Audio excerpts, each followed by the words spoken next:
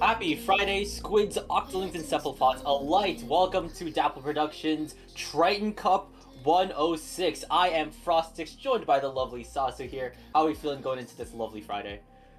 I'm feeling excited. It's Friday, things are ramping up, and we're here doing Triton Cup. And I myself, it's been a while since I've been on the mic with Frostix, so I'm really glad to to be here and join you once again.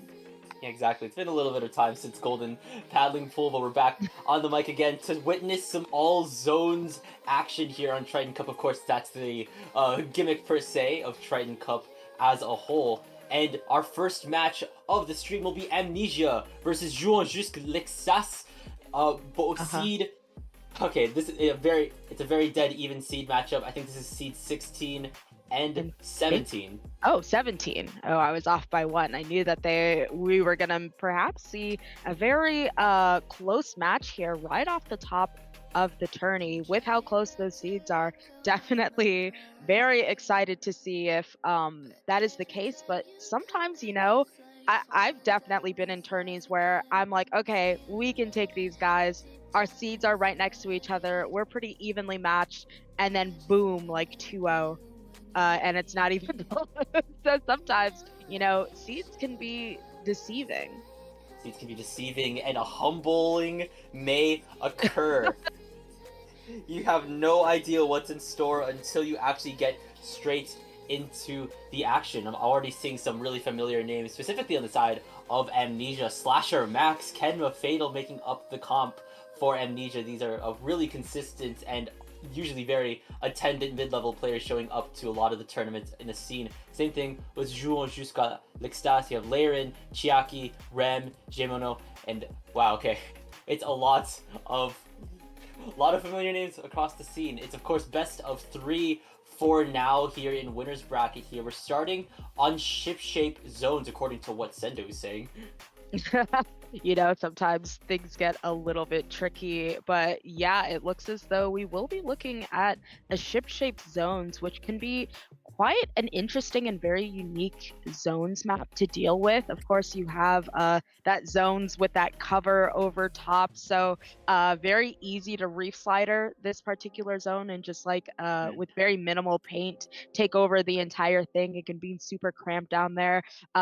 Very irritating to go up against a bubble as well because of just the sheer volume of space it takes up on that zone. So definitely going to be interesting to see the comps coming out of both of these teams. You mentioned Sasu Reef Slider, of course, being that almighty cheese that allows you to flip zone and potentially get the tempo of the match flipped in your favor here. When you think of weapons that sport the Reef Slider, you're of course thinking of that Dreadringer, maybe something like Dapple or maybe Tetra, depending on like how your team flows. The thing with Dreadringer though, I think, because I think I'd say Dreadringer plays really well on this map, but I've been seeing a really big surge with that new Horns Dreadringer, the one with Crab, actually. Yeah, and you know what? I think that this is a really strong crab map in my opinion. I myself play a lot of edit, and sometimes my team will just have me switch. We'll have like a zap or what have you, and I'll switch over to the edit nouveau with crab because taking that top right and just making it so that people can't advance towards the zone can be super powerful. So you're right. We might be seeing that new Dreadringer instead sporting that crab, and maybe instead you end up seeing, a lot of Dapple talk lately, in terms of Dapples really entering the meta. So who knows? The Dreadringer might be like, listen, it's crab time. That's how it's gonna go, and we'll just see some like cheeky tetras or dapples, or maybe someone's like, listen, I don't listen to the meta, we're going S blast, reef slider S blast. Yeah, I'm gonna go undercover. Here we go. They won't see it coming.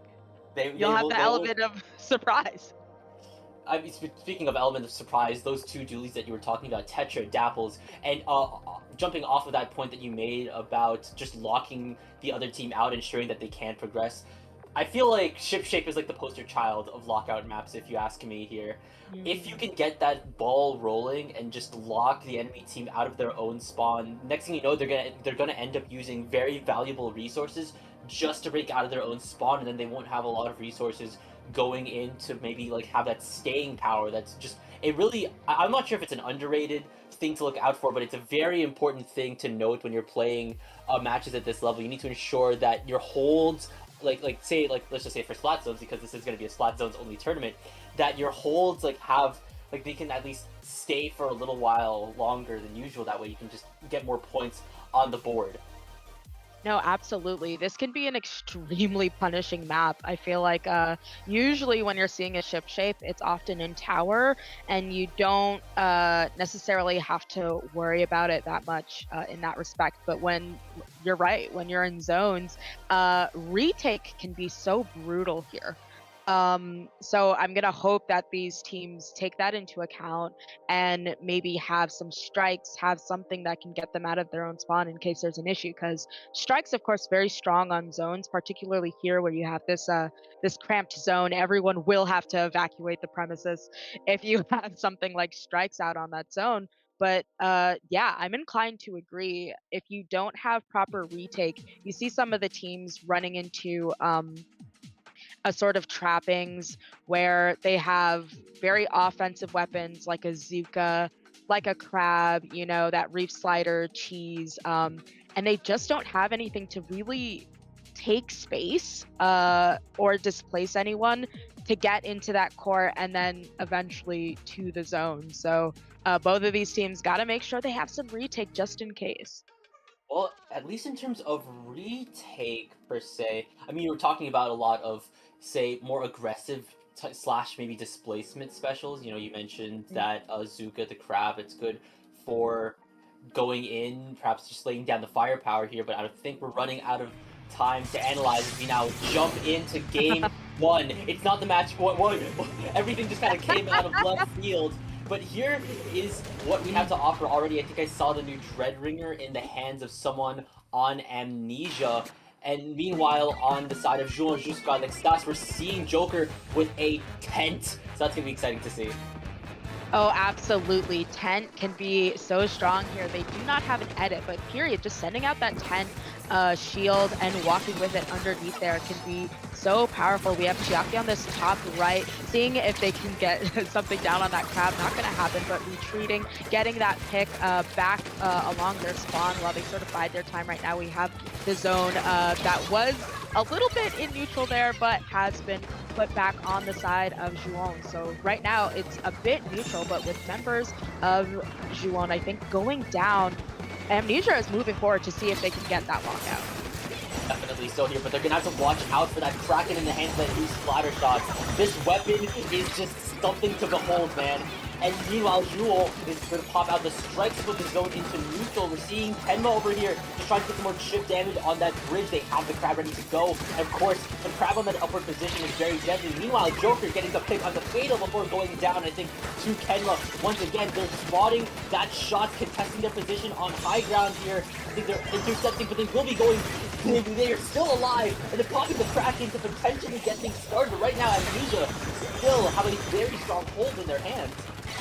Yeah, it seems as though Zhuang's having a really hard time stabilizing almost. Finally, they get their hands on the zone, putting points on the screen. But you see, I think, are those members of Amnesia behind, or is that their own spawn? But you do see them like moving in to mid to try and put that cap on, and they successfully do it. Of course, this Kraken out getting a pick, but not before being sort of left out in the middle here, but uncontested is able to take that zone back with no one kind of keeping their eyes on them. But you see Slasher there doing their namesake by getting those flashes in, getting two members down on Juon's, and right now, yeah, it's just a bit of a back and forth, but Amnesia firmly having the zone, able to get a good start on their penalty. They're almost out of their penalty points even, Dustin, but right now, I think their members are slowly dropping, but they're responding in the conversation by getting rid of two members of Juon consistently ensuring that Juon Jusqu'à l'Extase cannot have the numbers advantage going for a retake because right now Amnesia is counting down. Kenma is almost at a crab take, but Slasher is unfortunately gone down. X is moving with the Kraken, getting rid of Decap, but now Kenma has popped out the crab, getting rid of that pencil. But Joker, with the amount of paint Tense can put out, they will flip the zone, and it will almost get them out of their penalty points, but it is neutral. It gets recapped by Amnesia. Slack is going to get rid of Chiaki here, as their Zipcaster returns them back onto zone. Once again, playing the numbers advantage to a T, making sure that there's consistently 2 members of Juon down. Yeah, and now I think that Amnesia, maybe what has made them so successful, like you're saying, there's almost always at least 2 members down on Juon's, and that is causing them to stagger. You see Joker going in there, once again getting checked for that overextension by 2 members, and the Kraken getting a pick, and those strikes coming out, but not enough to paint over that zone right now. 2 members down, able to finally cap over that, so now it is time for Juon's to really move up and see if they are the ones that can get that lockout as they make their way on those points. You see Kenma here on that top right waiting for their team members, making sure they don't make the same mistake in terms of staggering.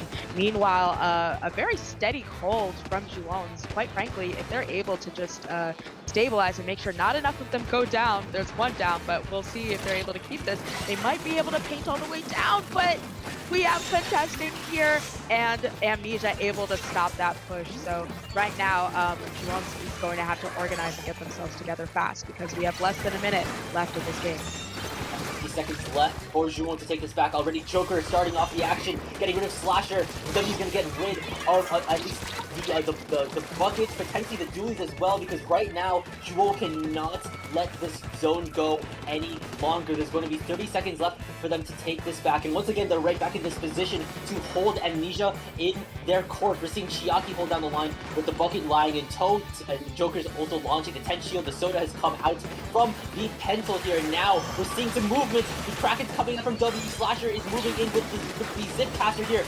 Juon is very close to taking this lead back here. This Kraken is trying to keep Juon in the fray for a little while longer, getting rid of Slasher. There's 5 seconds left, and the shot has gone down, and no, Amnesia will flip this zone. It won't allow Juon Jusqu'à l'Extase to get this into overtime any longer here. Oh wow, that was quite frankly looking like a bit of a runaway earlier on, but I think that Juon's kind of showing why these 2 teams are maybe similar in seed there, mounting a really close come from behind, but being shut down at the last second. I think that, like I said before, the name of the game here, the win condition may have been just to not stagger. And you see Amnesia at the end really taking their time, making sure that cooler went out, and all of their members were up before they mounted that attack and were able to neutralize that zone for themselves. So really strong tactical work there from Amnesia. So ensuring that at least you could wait out a cooler, that way you're not fighting a buffed Juon. That's definitely smart. And then making sure you can get rid of maybe those keystone members, getting rid of the bucket, that way there's no strikes, is also like a really smart play. So going into game 2, Amnesia is at match point right now, and it is on a very well acclaimed zones match, Mahi Mahi Resort. Oh gosh, I wonder if we're gonna see a switch on that Dreadringer. Obviously, Crab is not like terrible here, but I think that a Reef Slider can be so frustrating to deal with on a place like Mahi that has this just really flat center part, because not only can you just cheese zone with it, but you can go straight through zone onto the right or left side, depending on who's there, and just get a bunch of people who have very unfortunately clumped up. So we'll definitely see if we see some switches here to account for this new map mode, or if we're going to be seeing, we were talking before about lockouts. I think this Mahi Mahi requires a lot of patience, especially when the other team has a good amount of AoE to stop you from dropping. So we'll see if non-staggering and trying to avoid being stuck in your own spawn comes into play here again. That definitely So you mentioned AoE there, Sasu here, and I think both teams did sport a very, very, at least fundamental bucket on their team. Amnesia with that Dread Ringer and Juon with the V-Slosher, of course, both of them providing their own amount of utility here. And I think AoE is going to be a lot more important here on Mahi Mahi, because once that water level drops, the entire map turns into one-way drops here, and then being able to contest that with weapons like blasters or buckets, the dynamic duo BB is really important. Is really not. I'm not sure if it's important entirely, but it's really good to have. Yeah, absolutely. Mahi Mahi, when that water level drops, it can be a bit of what I call Marlin Airport is a cursed bowl. It is like this Uh, demonic cursed bowl where you drop down and you just can't get back up. So I think the issue here a little bit less extreme, of course, on Mahi. However, as an edit player, having a blaster or more likely here having a slosher that's just waiting for you to drop can be really bad. I think we see a change to that V dread um, on the side of Amnesia, and is that a switch to a brush? That brush wasn't there before, I believe. yeah, W was on the shot earlier, and they're switching The to the Kraken shot. brush. So excited to see what W could do. They were really sneaky, just making sure they could constantly cause pressure for Amnesia. But right now, Amnesia is very, very in control of the zone right now, ensuring that either the brush or the Yeah. It seemed as though there was maybe a weird issue happening there. Maybe one of their members was away from keyboard or something to that extent. Because as you saw, we saw only 3 people, and I don't think any picks actually happened. So I was wondering where that fourth person was on the side of Jones, or maybe I was misseeing, but I'm sure they're gonna figure that out and get that all organized. Or maybe they're like, listen, maybe a comp was mispicked or something to that extent. But you know, things happen. Uh, Such as the tourney life, I suppose. But now that we've seen those comps, especially with that brush with Whale, um, what are we thinking about the effectiveness? Well, that is pretty interesting. If there's one thing I know for sure about about weapons that can just go really deep into the enemy territory, a lot of really light on their feet skirmishers. As someone that plays a lot of skirmishers myself, once the water level drops, I'm going to guarantee that that brush will be moving a lot more freely and will get a lot of potentially nasty flanks, depending on if Amnesia can at least watch, like, be aware of their surroundings, constantly ensuring that they have at least a general idea of where the brush is or where it could be, because the last thing you want is a brush in your backline getting rid of your pencil, getting rid of, say, your Dread Ringer, while they have the important special known as Reef Slider here. And Uh-huh. speaking of Amnesia's comp, switching to the Reef Slider, of course, you mentioned earlier, Sasu, that that Kenmo was probably bound to switch to Reef Slider, and it's definitely understandable. Yeah, absolutely. I think that um, Crab can survive here, but I think especially when you have the same weapon with a cheese special on it, but even if it weren't able to cheese zone. I feel like Reef Slider, if you've ever had to deal with Dapples or Tetras here, skirmishers, like you were mentioning, are really difficult to deal with here. A lot of people love to run like a roller, particularly Carbon here, because there's just so much open space for them to chase and get you. And then on top of that, you're on the right side and you're trying to like keep your distance, and then someone pops Reef Slider and just scales the entire stage and gets you. So definitely a really good pick there, like you were saying with the brush. Skirmishers can be so dangerous here, especially like I can imagine a brush kind of being under snipe, going under that like snipe drop and just like running across there, running into your spawn and being an absolute nuisance. Also with that whale, universal special, of course. So going to be very tough for the backline to just be whaled across the stage the entire time. So a little bit of an unconventional pick in terms of like an AoE weapon that you're going to want on Mahi, but certainly effective, I'd say. Definitely effective, and perhaps it could play really well considering that Joker's staying on the 10 tier. It could at least level out the amount of firepower that Amnesia brings to the table. Of course, still sporting what they were running last game aside from the tread. Well, it doesn't even matter. It's still the same weapon, different kit, really. But of course, that 10 shield is going to be really good for blocking out a lot of the damage that could be going on whenever you're in that sort of neutral scenario that happens a lot more than you think, actually. No, totally. I think that if both teams are able to successfully drop from their spawns, essentially, it becomes sort of a free for all in mid, and there's a lot of like cap that happens under comms Oh. because it can just be so hard to get the sufficient amount of paint to do that when everything's so neutral in a cursed bowl situation.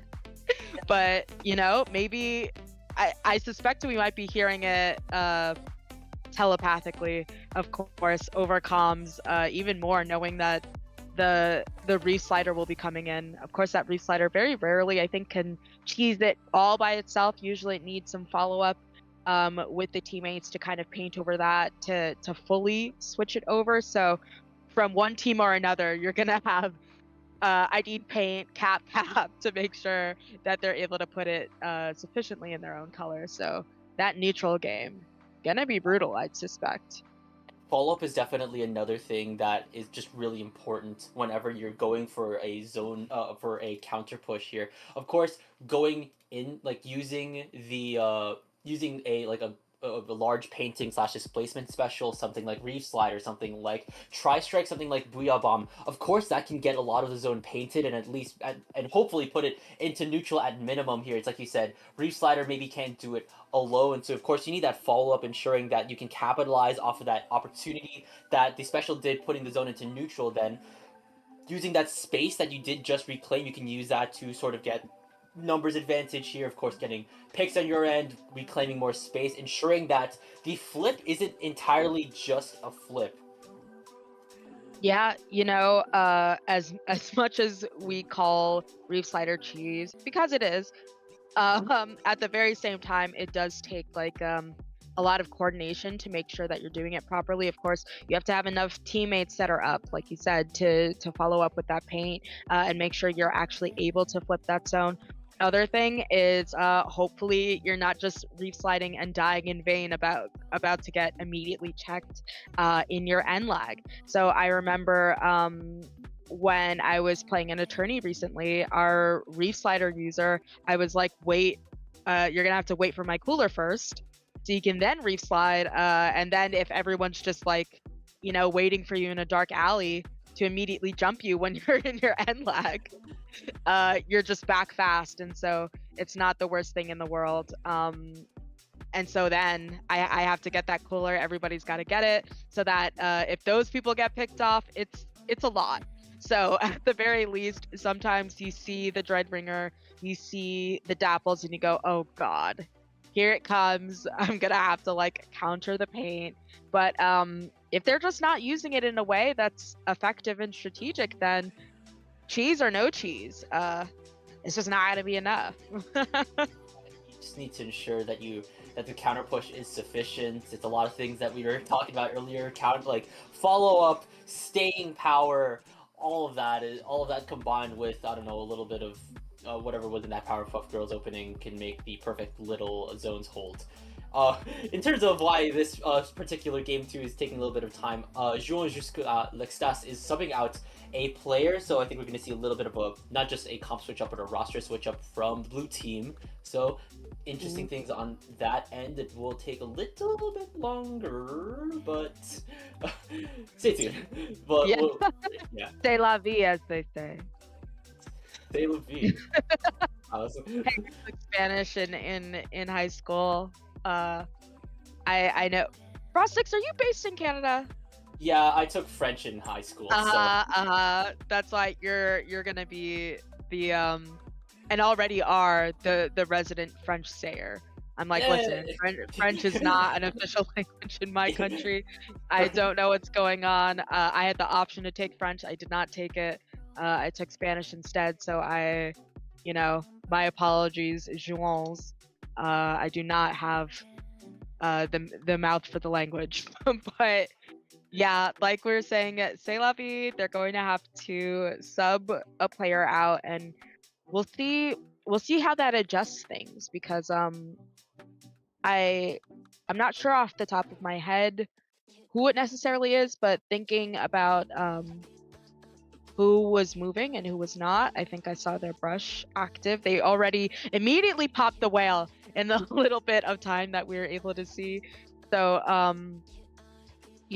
maybe with the new comp they can't necessarily go brush or um I I don't know. I don't know the rules of it or I don't because know I either. know yeah, when you replay usually you have to use the same comp, but if you have to sub someone out, can you like switch everything? Oh, maybe. Well, there is at least the possibility of one new weapon coming in. So Laren is subbing out. We're going to be seeing Blast on the side of Juon jusqu'à l'extase. So at least on their Sendu page, a lot of support shooters on their end here. Could be seeing Splashbatic, could be seeing T-Tech, could be seeing shots, but just like Seed's Sendu pages can be just as deceiving. Yeah, absolutely. Some people, I think I even have some friends that have been like, "Oh, like don't report my weapon. I don't I don't want it to be that like, I don't want people to know what I play." And I'm like, "Oh wow." Like the Sendo Q meta is crazy. Like some people just be putting whatever on the profile. So, yeah, you never know, but quite frankly, if you're gonna get a sub, you'd be hoping, fingers crossed, for a support shooter, if anything. I think that's like a really good thing to have on your team. And right now, we're obviously going to have to restart again. We've entered in, and there's only 3 members on Jouons. But uh, Okay. while they get that kind of figured out, we are still here, still on the mic, still in your ears, still speaking.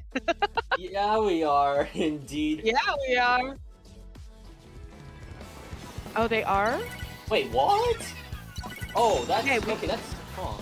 we've been told that they are playing it out with 3 people. I think that may be because it's possible they don't have a choice because there's already been like a restart and they are certainly behind schedule. So it may be a case where it has to happen and there's just like an error happening. But you see, they're still putting up a valiant fight here with this Kraken able to get that pick and still stay alive, not killed in their end lag, putting out that paint before retreating to make sure that they get that cooler and getting another pick before they go down. A really strong run, but that is going to be the wipe right now for Amnesia, who is now moving forward to see if they can just keep this space. Yeah, and with the points going down just like that, it is already looking testy. Here come the tri-strikes potentially from Blast. I'm not sure if that's going to be able to flip the zone in their entirety. Did that reslider just go off into the water? I mean, when a knockout happens like this, you might as well go for a little dip. Why not? Amnesia, as they Yeah, will a be little. taking the set. Oh. Yeah, they're it's true. Amnesia also had was on set point nonetheless. So at that point, maybe why delay that? But yeah, unfortunately, a sort of anticlimactic end to that set.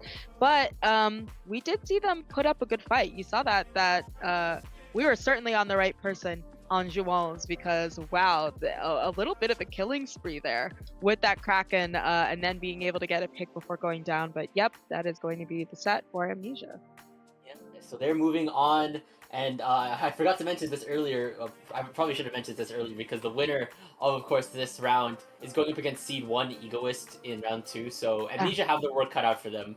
Best of luck for them going into their round 2 matches here, Sasu.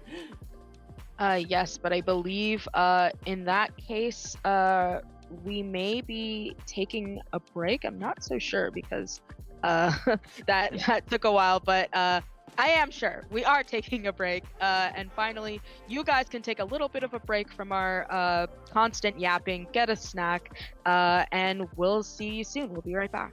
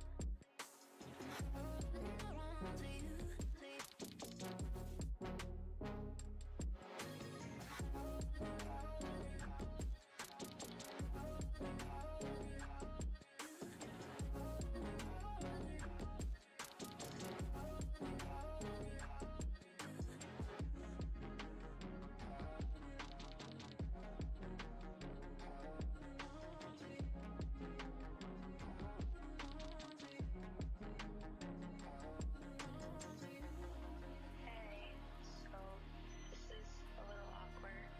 Things haven't really been working out as well between us, and I think it's time for both of us to kind of just move forward.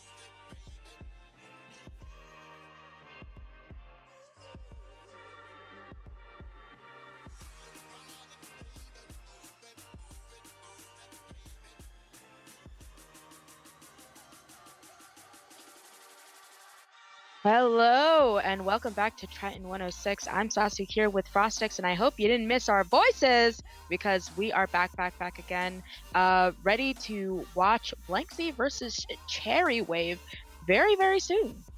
Yeah, definitely a evenly set Right? Yeah, two teams that once again are one seed apart. Two German teams duking it out on once again Triton 106 all zones tournament. Here is our map forecast for round 2. We're going right on back to Mahi Mahi zones for game 1. Following that will be Barnacle and Dime zones, and then to end it off, if need be, a very elusive Ink Blot zones. Hopefully, well, I'd say hopefully for them, not need be. Hopefully for us, because we love to see a game 3, but woo! If it's anything I hate, it's a huge center stack in the middle of a zone. But luckily, we don't have to deal with that here because we're looking at Mahi first, and I'm looking at these comps. Interesting to see. This is actually the first time I'm commentating since those new weapons are out, and I'm seeing quite a lot of the Kraken shot here. Already Blank Z has their hands on the zone, trying to kind of make sure that they don't stagger, staying a little bit back there, but we'll see if they're able to go in with that Kraken. Wow, things are weird. Maybe this is like the German internet. Ah, comms error. Oh golly. The German internet here. I'm not sure if that was our streamer that disconnected or if it was something else. Maybe they're still playing this game 1 as we speak. Yes, here. maybe simply we were booted. Yeah, they could still be playing this game out as we speak. But maybe if we're not getting a view of the game, we sure as hell can talk about it like it's a podcast or something here. You were talking about a lot of those new weapons here. Of course, you talked about that Kraken shot being seen a lot. It has Burst Bomb and Kraken. What else could you want on a splatter shot? Huge day for annoying people. Huge day for people that consistently play the default weapon. It's insane. It also, I will say, of course, V-Shot on its own has a lot of survivability with what it can do with shooter movements and just with how light it is as just a shooter weapon on its own. It has Burst Bomb for added survivability and potential chip damage and combo potential, and it has the Kraken for a couple frames of sheer invincibility. What I'm interested in seeing potentially, depending on I think if Blank Z keeps it, is the new Frozen Splattershot Pro. This has been a big I feel like simply because of this new Splattershot Pro, we have witnessed the return of Tentamissiles. Listen, I'll have you know, everyone who truly knows the Sasu meta knows that as much as I talk about edit, my actual main is Forge. I have it 7-starred. I have been a Forge believer. Everyone's like, oh yeah, but you know, pro's a joke, da da da. Now they see. Now their eyes have opened. Now people are joining the Church of Splattershot Pro, and I am welcoming them with open arms. Honestly, it feels really good to have that Splat Bomb. I think that missiles are obviously fine, but we're getting into a bit of like meta and community talk. But I actually think that it's more like, I think that the Splattershot Pro is really good because of the Splat Bomb, and people are like, missiles good too. I'll take the missiles. Low key. They're missiles. Yeah, what can missiles do? It reveals intel for the team. It allows for mass displacement. Maybe if you're lucky or if the enemy team decides to biff, you get bonus picks while you're at it here. There's a reason why a lot of people were reacting that way when it showed up in that Splatoon 3 Direct. Yeah, I think, you know, it got a bit of a nerf, so people were like, missiles aren't real, forget missiles, nobody cares anymore. And I think now people are caring. They're caring about the Pro, and I'm very excited to see it. But I'm also very interestingly, if I'm not mistaken, I saw, it may have been Blank Z, that they had Screen Hydra. They did. Actually, I'm not sure if it's Screen Hydra because I'm confident they had the Screen Gal. And if I think if I'm remembering correctly, I'm not sure if it was Blank Z, but I remember I casted a match that had a team run 2 screens. It may be because like you said, I remember seeing I think Screen Gal, but I remember looking at Hydra because I also not competitively, but I do like playing Hydra, and I think I'm like halfway to having it 5-starred. That being V Hydra. I certainly do. I'm one of those unlucky people who cannot play with screen, but so as such, I tend to not play screen weapons. But I remember glancing up and seeing, oh, a Hydra, and then being like, screen Hydra, because certainly, uh,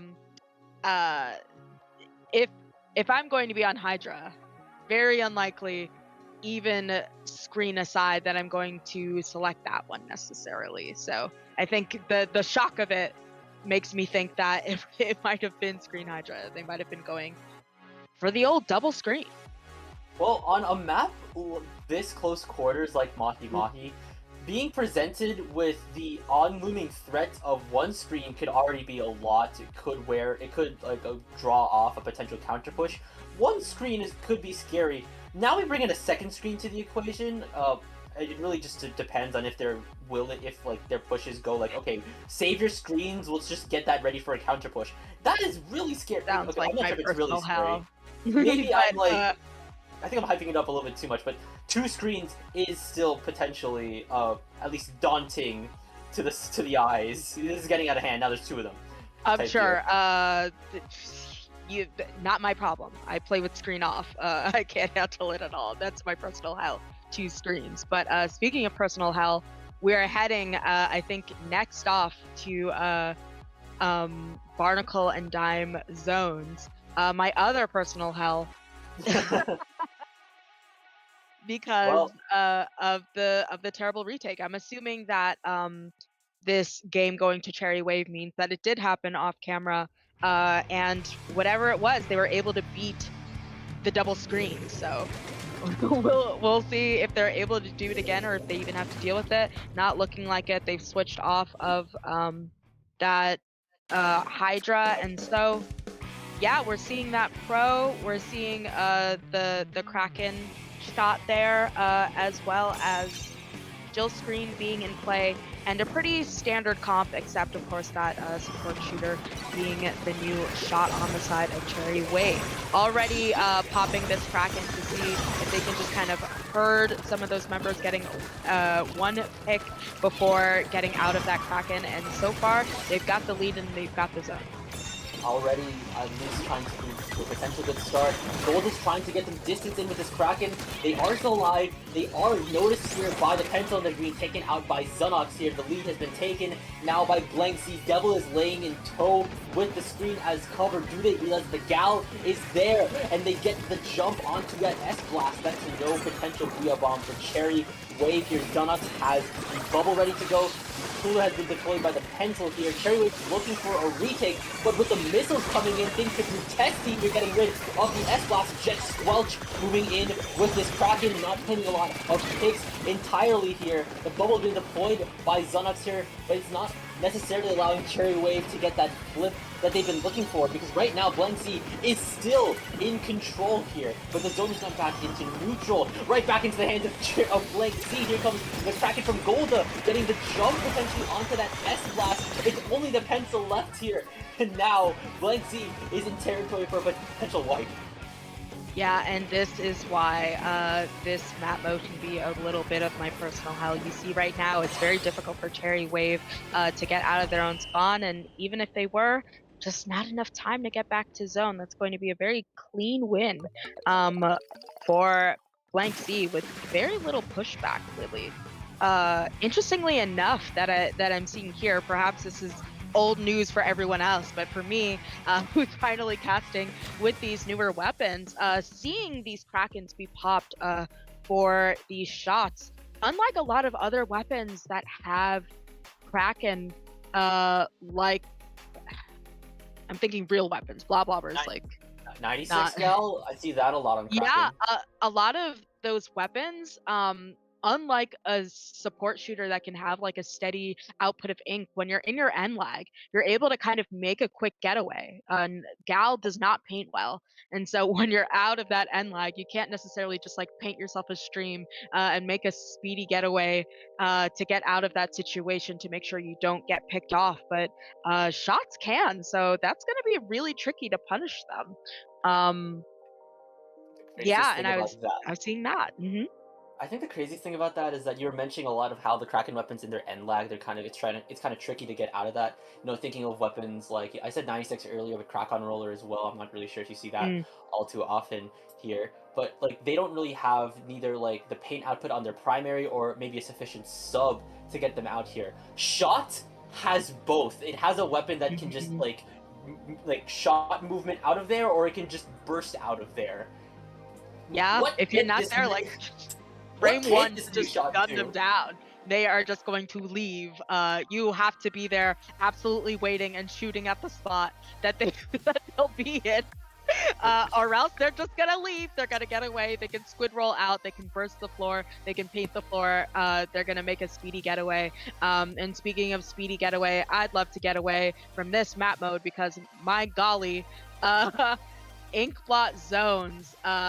Certainly a map of all time. I I certainly me personally, I struggle a lot with anything like a scorch, like an ink blot that has this huge stack that makes it very difficult to paint over. But in terms of watching, definitely going to be very exciting seeing both of these teams fight the neutral to get the zone.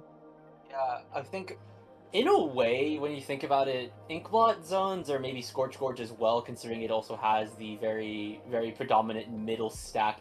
You can really read it as kind of having two zones, like in a way. It's like one side, of Hmm. course, and then the other side of the big tower in the middle here. Of course, I think when it comes down to a map like this on zones, I'd say contesting high ground is important, especially when it comes down to Inkblot as well. If you can, like, if you're in control already, moving up to that upper platform to get rid of any potential midliners or just support shooters laying in, just waiting for a potential counter push. You could also get a lockout going here. It just maybe I don't know enough about this map on zones particularly to really have a sound strat for it in mind. Yeah, I almost feel like no, I'm inclined to agree. I was going to say I feel like there's no sound strat, but I just don't have the pro strats in my pocket. I think it can be just you need a strong amount of coordination, very much so like a Scorch, and building off your idea, it is almost like two zones because you've got everything going on the right side of the stack and everything going on the left. And it's so easy to just be ambushed by someone coming from the other side. If someone goes down and you don't know about it, or you know what I mean, you're gonna want to have to walk with your teammates and say, "Hey, I'm taking this right, and like maybe I shouldn't be taking it alone."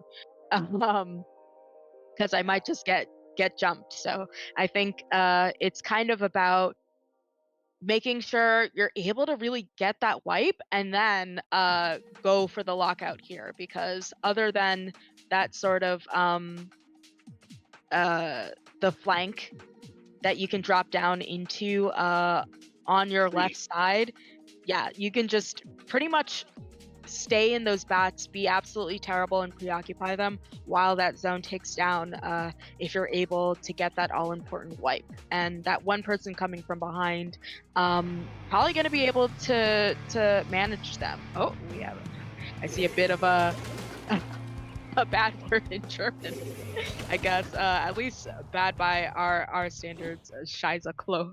But yeah, we're seeing, speaking of like new metas, we're seeing that mini. I don't necessarily saw that before, but definitely getting a lot of use and having a lot of conversation these days coming out of Draco.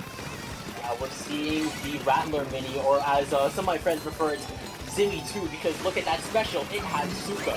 So that's ready to rip. Here comes Draco, popping the Zuka, firing onto, I don't know who that is, not getting a pick. The Krakens come out from Lengthy as well. Jet Squall will be getting rid of Devil here. Golda is outnumbered here, and whoa, look at that shooter movement, but they're getting jumped on by Zonox, getting rid of both the pro and the shots here, allowing Cherrywave to get the split finally. But here comes the missiles and the scream from Blank Z, but right now, Cherrywave are still holding it strong, taking the lead back. Jet Squelch moving in, trying to trip up Golda as well as the pro here. Oh, They were gonna jump onto Titan, onto Golda potentially. No, they are outnumbered here, and here comes the Kraken from Golda here. Can they get this zone split? Because right now Cherry is almost halfway through their points. Yeah, and they're able to do it, finally putting the stop on that really solid push. But you see already several of their members going down. Jet Squelch kind of getting, I think, tag teamed there, able to get one person down. So right now, Blank Z looking to once again stabilize and get ready for this push. The screen is already out, mounting forward so that they can kind of paint behind it, make it very difficult for Cherry Wave to push towards them. But Jet Squelch here on this Kraken, invincible, of course, and does get the pick despite being out of their end lag. This is an absolute dangerous weapon, and now I'm starting to see why absolutely everyone is picking it. Cherry Wave putting some more points on the board with two of their members going down. Finally, Blank Z is going to mount an offensive on Cherry Wave. That intermission, what can this new shot do here?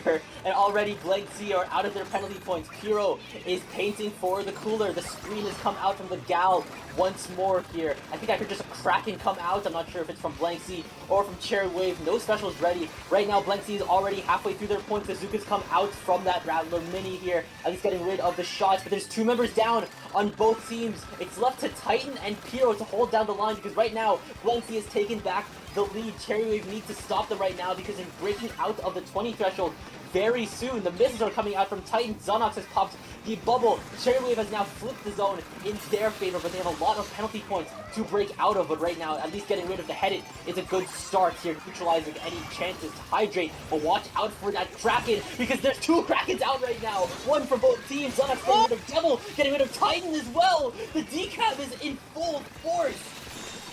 Yeah, what a crazy double we saw there. Very, like, very samurai shing, getting two people down like that. So now they are already making their way through their points, even though it looks like a lot. Remember, it's so hard to cap this zone in particular. So you can just get through those penalty points while the other team is just scattering, trying to paint over it. And you see Cherry Wave all the way down into the 10s, looking down, winning the set because both of them are tied. Blank Z trying to put some paint down, but it's just not going to be enough in enough time. That stack's too big in the center there, and that's going to be the win and the set for Cherry Wave. Yeah, very decisive victory for Cherry Wave here. It looks like, once again, both teams are in this back and forth conversation here. We saw the lead switch 2 times this match here, but it looks like at the end of it all, the team that got the knockout at the end was Cherry Wave. They're moving forward in winners brackets. They have their match set in round 3, knocking Blank Z over to the losers bracket. Once again, noticing a trend from last round, Cherry Wave have their work cut out for them, because guess who they're going up against? I should just like pull it up. They're going C1 up against again! Egos. They're going up against Oh Egos. my gosh. If I had a nickel every time a team that Do we had, not make the 2 nickel joke. I will fight you. I'd have 2 nickels. it. I'm just saying. Don't do it. No. You'd have 2 nickels. I'd have 2 And nickels. I'm just saying. Unfortunately, not able to see that first game out of Cherry Wave there, but definitely, and congratulations to them there, because like once again, we're kind of seeing like, you know, these 2 close seeds, and I guess we're seeing why, because the second game was extremely decisive for Blank Z that we saw. Like, we didn't see the first game, of course, but so I was kind of thinking, uh-oh, what happened? Because Blank Z really just like took the zone and just kept it. But then this last one, very back and forth, lead switches, just as you said. So certainly a great set, the 2 that we saw. Definitely so here. And speaking of those even set matchups, the next matchup that we're going to be seeing in winners bracket round 3 will be seed 4 and 5. But right now we're seeing some stats over for the entire set. Here is the Barnacle and Dime. There's a replay. There's also the replay code here if you guys want to dive into what went down in between Blank Z and Cherry Wave, you could VOD review a team that isn't even your own if you want to really get the gist of how nuts this new shot is. You can get the Golda POV, you could get the Jet Squelch POV. You want to get some really interesting backline insight, spec Pyro, spec that pencil over there, or if you want to be skirmishy, you could of course see what Xanax is up to on that Decavitator here. This Barnacle and Dime game, honestly, it was really a breakneck. It was just a blitzkrieg for Blank Z, if I remember correctly, because they just, with Barnacle and Dime being the map that it is, usually what happens is that the team that can get like a really strong hold, they immediately contest that upper plat, then move into court like they're a bunch of lawyers, and then start going for the lockout.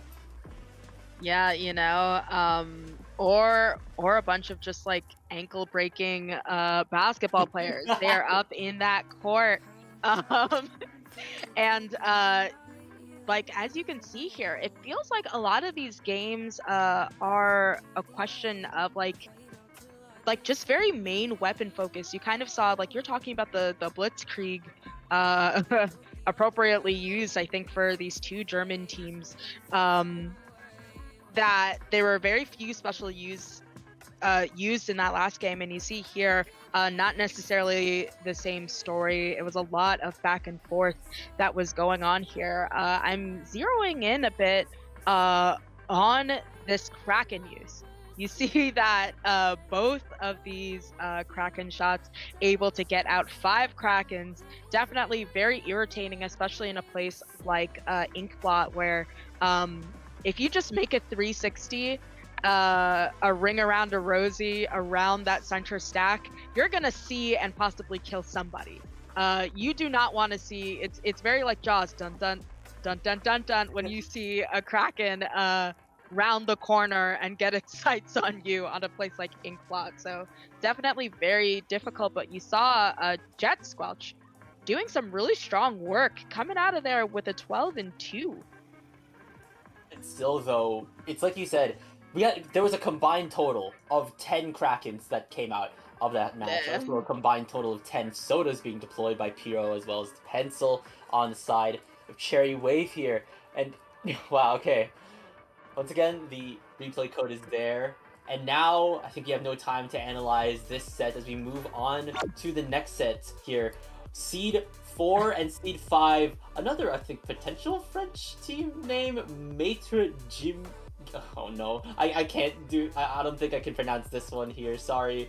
Maitre Jim on your end. And we're also going to see, Labby didn't want to play with me. Labby's literally there. Labby's literally on the team. You're playing with Labby. I mean, true, but that doesn't mean that Labby didn't want to play with them. Not true. Maybe they could totally just be playing with them against their will, against their better judgment. They're just kind of like, I gotta, but maybe Labby made it known, I don't wanna. I'm here because I must, not because I want to. They need their tournament fixins here, and we're going into an all zones. We've seen these maps before! Oh, not... So, this is groundbreaking, actually. I think this is the first... So, of course, we're entering best of 5 sets as we move on to winner's bracket round 3 here. So, we're seeing the debut of Hagglefish Zones, of course. I swear, all of us have our own nicknames for this, Sasu. You call this the Great Equalizer. I call this the greatest map. Pat calls this Pat calls this Final Destination. Topic calls this the really big icebreaker, and I call this the straightest map that isn't Hammerhead Bridge. So that's gonna be our game 1. We've seen Barnacle and Dime. We've seen Inkblot. We're going to be seeing Umami Ruins, and if you're wondering what that mystery map is in game number 3, we're seeing Urchin Underpass's debut. Oh, wow.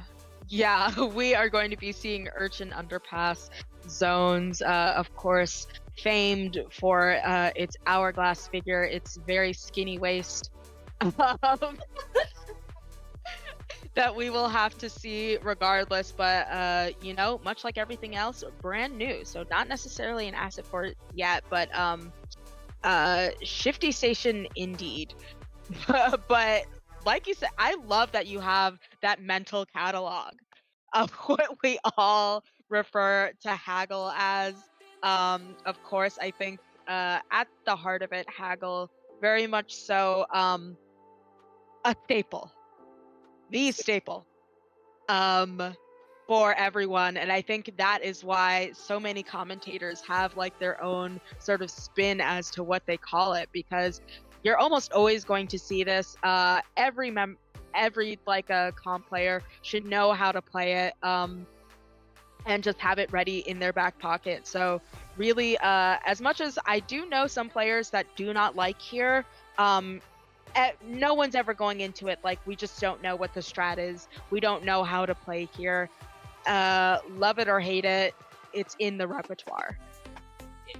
It's already the first map we're going to be seeing in this set here. Already, when it comes down to a map like Hagglefish, of course, it's really brawl heavy. You can get some really nasty flanks on. I see this all the time, especially now that I'm scrimming with a team here. You do not want to be on the receiving end of a carbon slam or a brush or a dualies just right there in your back line as well.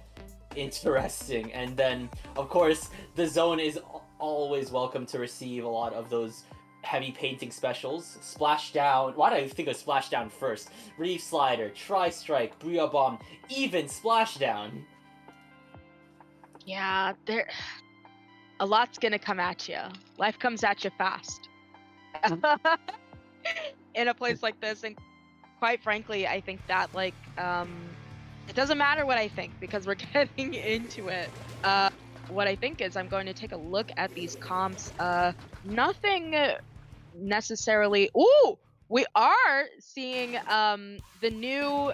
Don't remember the name. It's like Claw right? Something from the 96. Yeah, the one that has the cooler on it, which I myself have been playing a little bit in open. Very interesting to have a cooler on sort of this range shooter, especially one that can like get its picks. But already off the top, you see Honeybee getting punished for that overextension by Bot on that pencil. But Bot dropping very accidentally and with a really wise jump out, immediately getting chased by that Kraken there. Once again, us seeing a Kraken shot. And right now, I think, oh, Levy didn't want to play with me, loses the zone, and Matra Games just kind of trying to clean up here. Toady on this really fantastic kill streak, ending in a wipeout. Fantastic maneuvering there from Matra Games. Now Matra is now moving into Labby didn't want to play with me spawn. Already Fleur-de-Lis is trying to flee from this Kraken. Here comes the Zuka potentially neutralize the Crab. Toady was moving in. They get neutralized by that close range. Zuka here. Now they're trying to at least reclaim there's little court space. The Sodas come out, but right now that S-Blast has gone down. We're seeing the Splash waiting under the tent here. We're seeing someone from Labby drop down here, and already Matra is very close to getting this knockout. Labby didn't want to play with me, needs to start moving in, because if not, they're going to be on the receiving end of a knockout, and they're really close. 3, 2, 1, there's the knockout. Game 1 going to Matra. If I'm not mistaken, the only way, and again, I took Spanish, but Matra, if I'm not mistaken, means master. I only know Matra as in a maitre d', someone who is like the master waiter in a restaurant, but well named Matra Games, really being the master of that game there, with a lot of just strong maneuvering, and they just wouldn't go down, it felt like.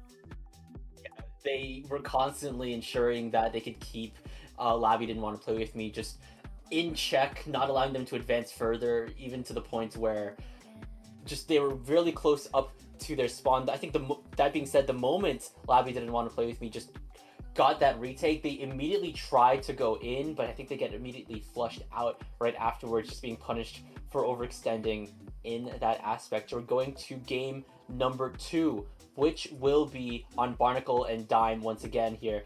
If Well, so it did not get one yet. We're going in to Barnacle and Dime. Either way, Yeah, we're and seeing we're seeing the with return of Barnacle and Dime. Matra Games, like with how dominant they were in that game, I think Labby didn't want to play with me. Gonna really have to lock in and make sure they didn't wipe like they did on that map, because a wipe can be so extremely dangerous on a place like Barnacle and Dime. So if we have a little bit of a replay of what happened there, it's gonna end, and it's gonna end quickly. Labby didn't want to play with me. He's gonna have to really lock in, make sure they don't stagger or wipe. Or else we're going to have to see. We may end up seeing a repeat of what Blank Z did on Barnacle and Dime. Just a 100-0 knockout, this time in the hands of Matra. And we've just, if we saw them do that on Hagglefish, I'm just saying, this feels like an omen of, this feels like an omen. It really just depends on what we're going to see as we go into this game. Matra is still running their comp from Hagglefish. Meanwhile, a pretty interesting switch up on the side of Labby didn't want to play with me. They're going coolerless. No, wait, they're not going coolerless, not just yet. We're seeing Zoyo.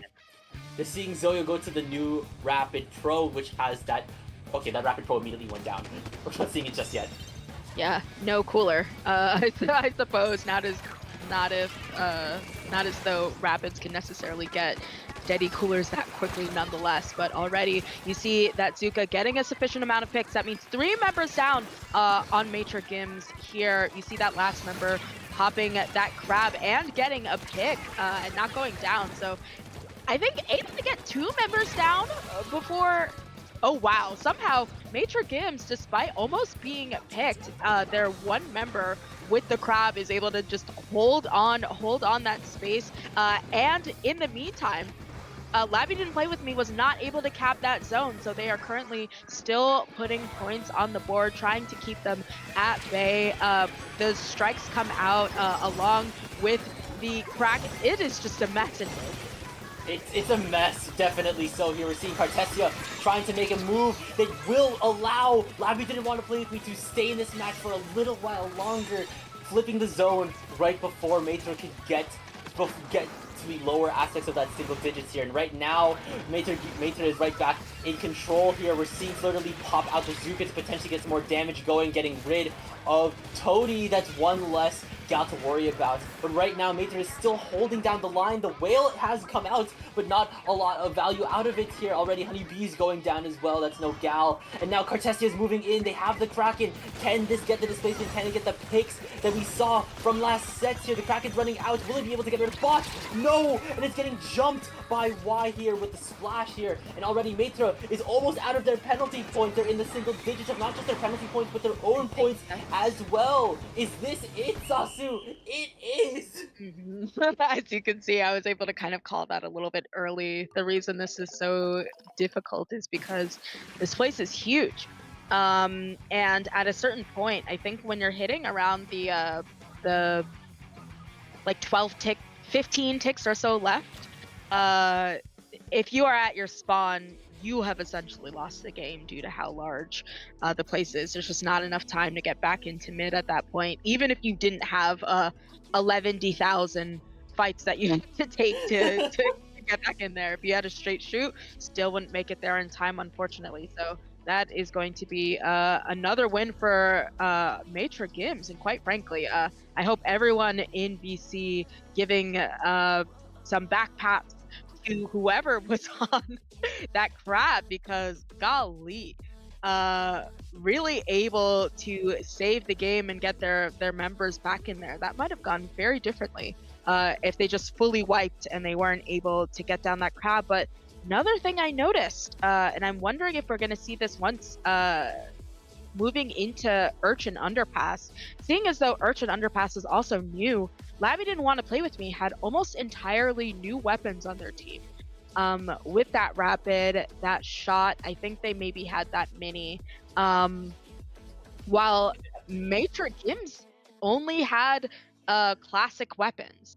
No new weapons from this new season here. So Interesting to see if we're gonna see a shift on that, or if Lavi didn't want to play with me has like a very defined plan of what they want to go, or if they're just like trying things out. Yeah, I mean, oh, oh. So, Ah. we have lore. We have lore. Insane lore Mm. coming in. I think that was courtesy of Pat actually here. Referencing a rapper's name. Shout out Maitre Games, I guess. Thanks for the lore, The actual CKK. rapper, not the team. Yeah. We're shouting But shout out to the if rapper. if anything, we could potentially see the conclusion because if Maitre Games gets this last game, they will be moving on. They have their tickets punched to winners semis here as we now welcome back Urchin Underpass. In terms of comp, we are seeing Honeybee go back on to the new 96. Meanwhile, Zoyo's going back to the S-Blast, and already Zoyo's gone down. Same thing with Honeybee here. Already Maitre Games popping out with a bang. It's only Fleur de Lis left here, and they're being just chased down by Maitre Games, being forced to jump out here. Already, Maitre Games putting numbers on the board. Yeah, maybe Maitre Games named themselves after a rapper because they are looking to wrap this up already. They have 60 on the board here, moving their way down to 50. It's just so hard for Lavi didn't want to play with me to get in here. You see all bot and just everyone squatting up to make sure that they can take these members down. Honeybee at the side there, but does get in the sight of bot, who is trying to put that chip on them. Not going to be successful, but Honeybee trying to stabilize here on this flank section, but their time is running out. They are already down to the 10s. This Booyah bomb comes out. Not enough to cap. And yeah, already that is down 100 to 0. Maitre Gims, much like the rapper, wrapping this up. Yeah, they just put a cap on that bottle here, giving us a brief glimpse of Urchin Underpass here, making masterful work of that hourglass frame that you were talking about here. Just as soon as they got that control, immediately moving up, going for that lockout, making sure that they can at least contest those sneaky high ground positions that Urchin Underpass definitely has on its sides. It's kind of like a labyrinth in there the more that I think about it here, but either way, Maitre Games has their tickets punched to winners bracket semis where they potentially are going up against Seed 1 Egoist or Cherry Wave, depending on who wins in their winners bracket round 3 set. So we'll just have to see what will happen. Yeah, we're just seeing a lot of these teams be victorious and then just set up for just one of the hardest matches that they're gonna have to deal with. So Three you nickels, know, all I'm it's saying. kind of like a top 10 3 whole nickels. You know, top 10 things seen before a disaster almost. Not disaster, but you know the meme. Here we're taking a look at some of the KDs. Those are being uploaded so that you'll be able to give those a little bit of a view if you're interested. This was a bit of a blowout here. You see why, despite being on a support shooter, not going down once that entire time. And yeah, just a really dominant game coming out from Maitre Gims there. Yeah, at least ensuring that you're there to output some more paint for the team, ensuring that you can get those 2 crabs out if you are Y, and then just allowing your more aggressive members like Toady and Cam to be just moving in, allowing them to get these picks necessary here. Even still, Lavi didn't want to play with me, also put up a very valiant fight here. Zoyo, I think, was probably at their best within maybe perhaps this Hagglefish game. They did go 4-3, maybe, but of course, Katie doesn't really spell the entire story of how the game played out. And you know, I think we saw Honeybee there with that 1 and 4, and quite frankly, I think I'll double check if it was Honeybee switching off to a bit of a more offensive gal there after having kind of a tough. It seemed as though the cooler players really having sort of the short end of the stick here. between all of these games because you see Zoyo switching off of that S-Blast instead onto that Rapid, and also having a little bit of a hard time there with a 1 in 4. So I think perhaps the stabilization may have been a struggle there Yeah, the entire time. yeah. Ensuring that you're like having that staying power just in case push goes awry, trying to at least maintain at least a good position like where you are on the map. That way your team can at least try to go for a counter push. It's very important here, but considering that all three of the games that we saw here were mostly 100 to 0 knockouts here. It didn't look entirely like Labby didn't want to play with me, had kind of the kind of like the clutch genes in them per se. Yeah, that's like the first thing Oh, that came to mind. I don't know why. I think I don't know. These both of these teams are very similar in seed. I think that Matrix Gims just really uh like Clutch Gene or not, they just seem to be a really strong, really organized team. You saw that they were taking a lot of 2v1s. Speaking of Clutch Gene, I think it was Y who maybe didn't die the entire time. Really? Throughout all the games? I think no, did not go down once. Wow. Between these 3 games. Talk about Clutch Gene.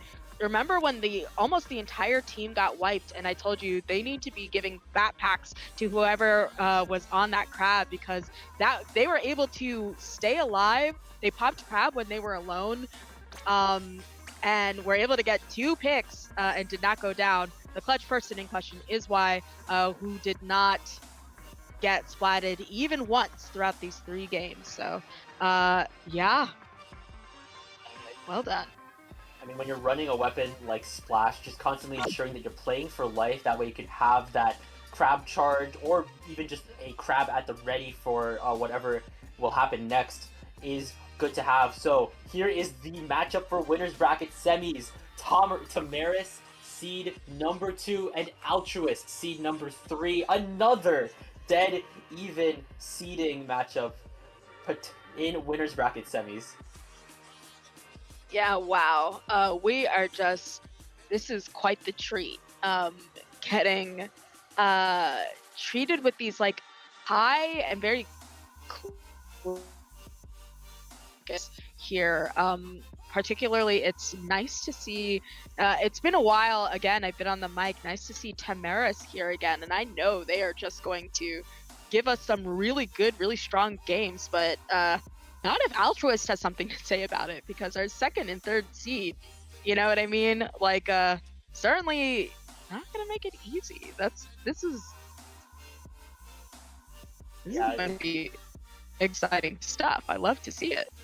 Yeah, it's gonna be really actually exciting to see what is in store. What were you gonna say? No, I was looking at the bracket and oh, my bracket just didn't wait. For a second I thought that Tamaris' prior set wasn't done yet. I was like, oh. Not yeah, I think Tamaris did 3-0 So- quad. So. Yeah, my it didn't update for me, so I was like, wow, do we have this up? And it didn't even finish yet. But that's on me, of course. Our caster in the background, our streamer, definitely has it together. So that was just me being dumb for a second. Don't sweat it, Sasu. Don't worry about it here. Either way, this match is definitely, of course, going to be. Oh, I'm in New York City. I am sweating it. I promise you that. Yeah, no, that's fair. That's fair. It's late June. Summer's gonna start soon. It's like it was really really hot in Toronto a couple days ago, and now it's maybe cooling down, maybe stabilizing here. Could be, hopefully, but it's. I was going to say earlier that I think the set is going to be even more intense because, of course, this has winners bracket finals on the line here. So whichever team does lose here is going to be knocked down to losers bracket for a pretty pretty long climb if they want to get back into winners. Yeah, and I'm sure neither of these teams want to have to deal with it, though. Um, Both, of course, going to want to sort of make their bid at that first seat that may be waiting for them when they make their way out of here. But at least in my view, unfortunately for both of these teams, there's just no Wait, avoiding the ink wait. blot. Mhm. Wait, you mentioned wait. Okay, wait. No, I thought I just witnessed an upset. That's another caster biff on my end. Whoops. Ah, the heat is getting The heat's getting to us, man. to us. You see.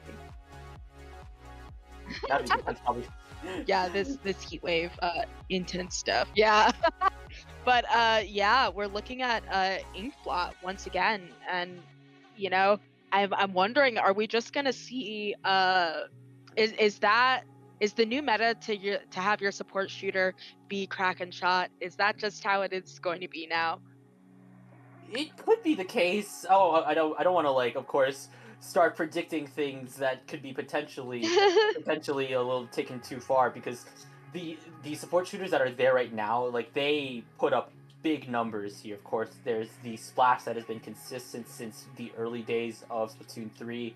Of course, there's Gal as well, and also things like, say, T-Tech, or things or other supports that aren't even just shooters. So the support economy is very, very fruitful, I'd say. And to have an addition like Kraken Burst Bomb Shot it's definitely going to be really interesting to see what we're going to have. In terms of the extended map forecast, no more Urchin Underpass showcasing here, because we have seen at least 3 of the 5 games here. In terms of new maps, we're seeing Crab Leg Capital for Game 3, and if we're going to see it, Umami as well.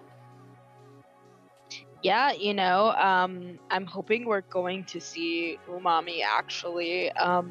Always very interesting. A big old center stack is one thing, but seeing actually 2 zones, as people have probably heard from me, I'm always yelling, ink the zone. Like, it's very easy to get lost in the sauce on an Umami, and just have one of those zones be in neutral that demands your attention. So the scramble from neutral to lockout can be so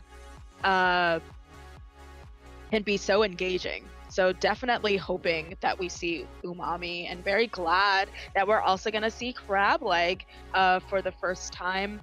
Not my cup of tea, being as though I'm an edit player and I almost always just get chipped to death by pencils. But seeing as though there's a rapid and more choices now, going to be interesting to see what people are running there. But for now, the focus will be on I'm looking at the question marks, and I'm question marking myself. We'll just have to see what is going to happen on Inkblot. Already, we're seeing the shots in the hands of Tamaris here, and also that new Dreadringer in the hands of Tamaris as well. Meanwhile, on Altruist, we're seeing that new Mini, we're seeing the Zimizuka, as well as the Frozen Splattershot Pro, so missiles will be flying potentially soon. As we see, both teams were scrambling to get mid for a bit until Altruist does take that first cap here, but right now Oroboy's trying to make a claim for it. They will be going down. Opa's moving in, being able to get rid of that Dreadringer. That's no Crab or Tamaris. Same thing with no Kraken, and here come the missiles from the Pro, potentially extending Altruist's hold. Oh wow, but however, that Crab is going out, trying to sort of put some space on the side of Tamaris, along with there, trying to also like displace a lot of people. Finally, I think we've had a bit of a changing of hands, with Tamaris having the primary amount of hold on the space. That Zuka comes out, doesn't find anybody, but getting checked, being right underneath that drop. Oroboy trying to make it so that that pencil goes down, trying to deny them that cooler. Not going to happen. They sufficiently move back, but not for lack of trying. And Oroboy has a fantastic jump out there. Boruto kind of like trying to get that paint down while running away. It just seems as though there's a lot of chaos, a lot of bids and specials coming out for this zone. Boruto does get that pick, but not before going down themselves. Yeah, that bucket was just in there like swimmer, dodging bullets and specials left and right. But finally, Altruist is responding with a knockout of their own here.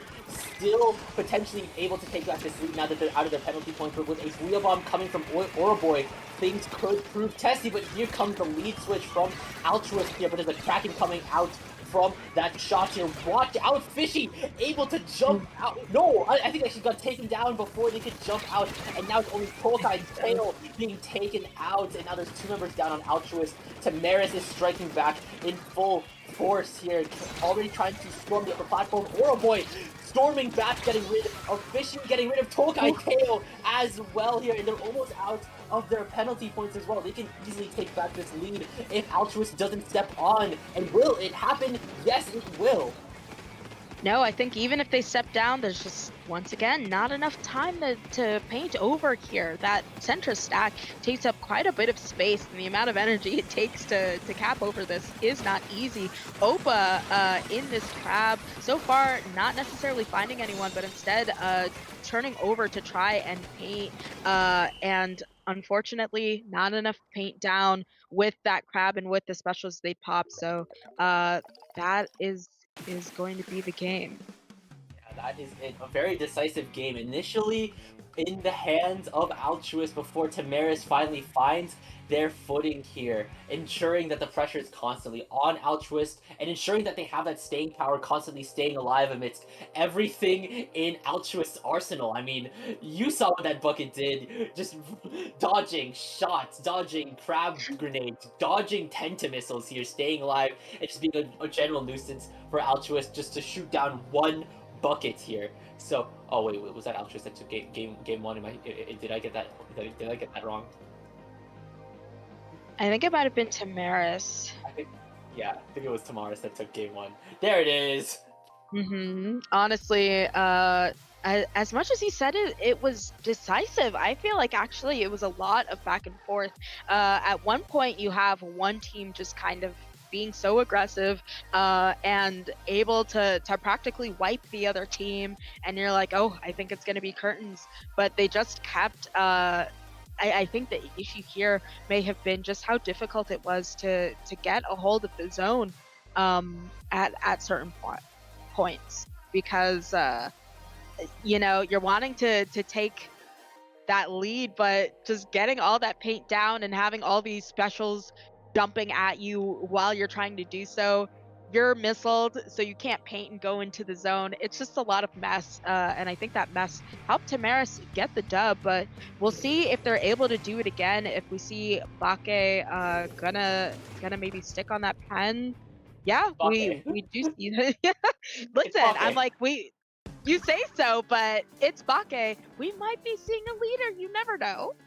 The surprise leader in Bake's back pocket is potentially possible right now. We can't analyze the Schrodinger's leader right now because already Tamaris will pop out, get first cap, getting rid of that pro as well. No missiles. Bake's trying to get a little bit of a forward position, getting some more paint for a future cooler. Oroboy's going down to a close range cooler. Bake's backing them up, getting rid of Tokai. Teo here, getting some more chip damage, getting rid of Opa as well. That's 2 for Bake, getting rid of a third as well with that Dread on the front line here. And it's like we said, a bunch of lawyers or a team of basketball players going straight to the courts here because Tamaris is very close to getting to halfway of their points, but there's 2 members down. Altruist has the strikes as well. I think they could get this flip and potentially the cap. There it is. Oroboy, you saw there, Tato, I think, trying to make sure that they got that last straight person, and it was Oroboy who was still there, able to get one before going down. But right now, Opa is just on an absolute blitzkrieg, getting several people down before Oroboy, I think, gets a triple here, and that is going to make it a delayed wipe with a quad. So right now, I think despite losing the zone for a little bit, they have it back in their hands. I imagine where it belongs as far as they are concerned. Those missiles coming out, being able to view those people. But of course, Tamaris does have a crab that they have at their use, or they They did. I think it may have been popped, but with 2 of their members going down, they are not in a good place. They have to make sure they do not stagger. Boruto being painted out a little bit here. Very difficult positioning for Tamaris. Already Tamaris is getting a taste of their own medicine, already being pushed up, but they are able to get rid of the mini. We're seeing the shot move in onto that pencil. Will it get the pick? It will put the zone into neutral. They managed to get rid of that pencil right before it can jump out. That mini's getting taken down once more. There's 2 down on Altruist because Tamaris is right back in the control of the zone, not allowing Altruist to get to that 40 threshold that they got to, getting rid of that splash as well. That's no strikes coming out from Altruist, and already Oroboy is in there, being taken down by Tokai Teo, and the pencil's trying to reclaim some space here. And already we're seeing Tamaris trying to at least secure plat. At least that's a good spot to be at, but Tokai Teo's firing off with the Zuka here. Can it get rid of the shots just yet? No, all 3 shots going and missing. The Kraken coming out from the shots. Tamaris are out of their penalty points. They're counting down again, but zone has gone into neutral here. There's going to be at least the dread down on Tamaris, and I think 2 down, 3 down. It's only Bake left. Can Bake hold down the line? Oh wow, talk about the kitchen sink. It felt as though Tamaris maybe threw everything at the same time at Altruist, and maybe to some extent it paid off. They got all the way down to 16, but I think when finally all the members of Altruist came to spawn back in, they just didn't have anything to answer for, except maybe Marksman Bake, but right now you see Altruist, once again, it's just really both of these teams trading hands in terms of letting the other one sort of get stuck in their own spawn. Those missiles come out, and that is going to be enough paint to take the zone back, putting the stop on that push. They were 10 points away, but it's not over yet. Of course, you have their mini that has an active Zuka ready to get some picks on the 2 remaining members of Tamaris. So right now Altruist able to get their hands back on here, and if they're able to manage these members and not enough of them go down, but just as I say that, 3 members down and a jump out. So essentially Tamaris with 1 minute left looking to close this off. Definitely so here. They have not a lot of penalty points left going into the 10s. Oroboy is just laying in wait on this upper platform here. They can have the jump on anyone, but right now they're being spotted by this pencil here. The Kraken is coming out from the shots here, and the Booyah being charged close range by Oroboy. But meanwhile, Tokai Teo is trying to put the zone into neutral, but the Dread and Bake respond excellently, ensuring that a back cap is not possible. And now there's a Crab coming out, getting cancelled out by the Zuka. There's 2 members down on Tamaris, but Altruist doesn't have enough time left to take it back here. There's just never enough time on Barnacle and Dime, you know? Maybe that's part of it being in a mall. You go into a mall and the time just ticks down. It just wills away right out of your hands. I think, unfortunately, that was...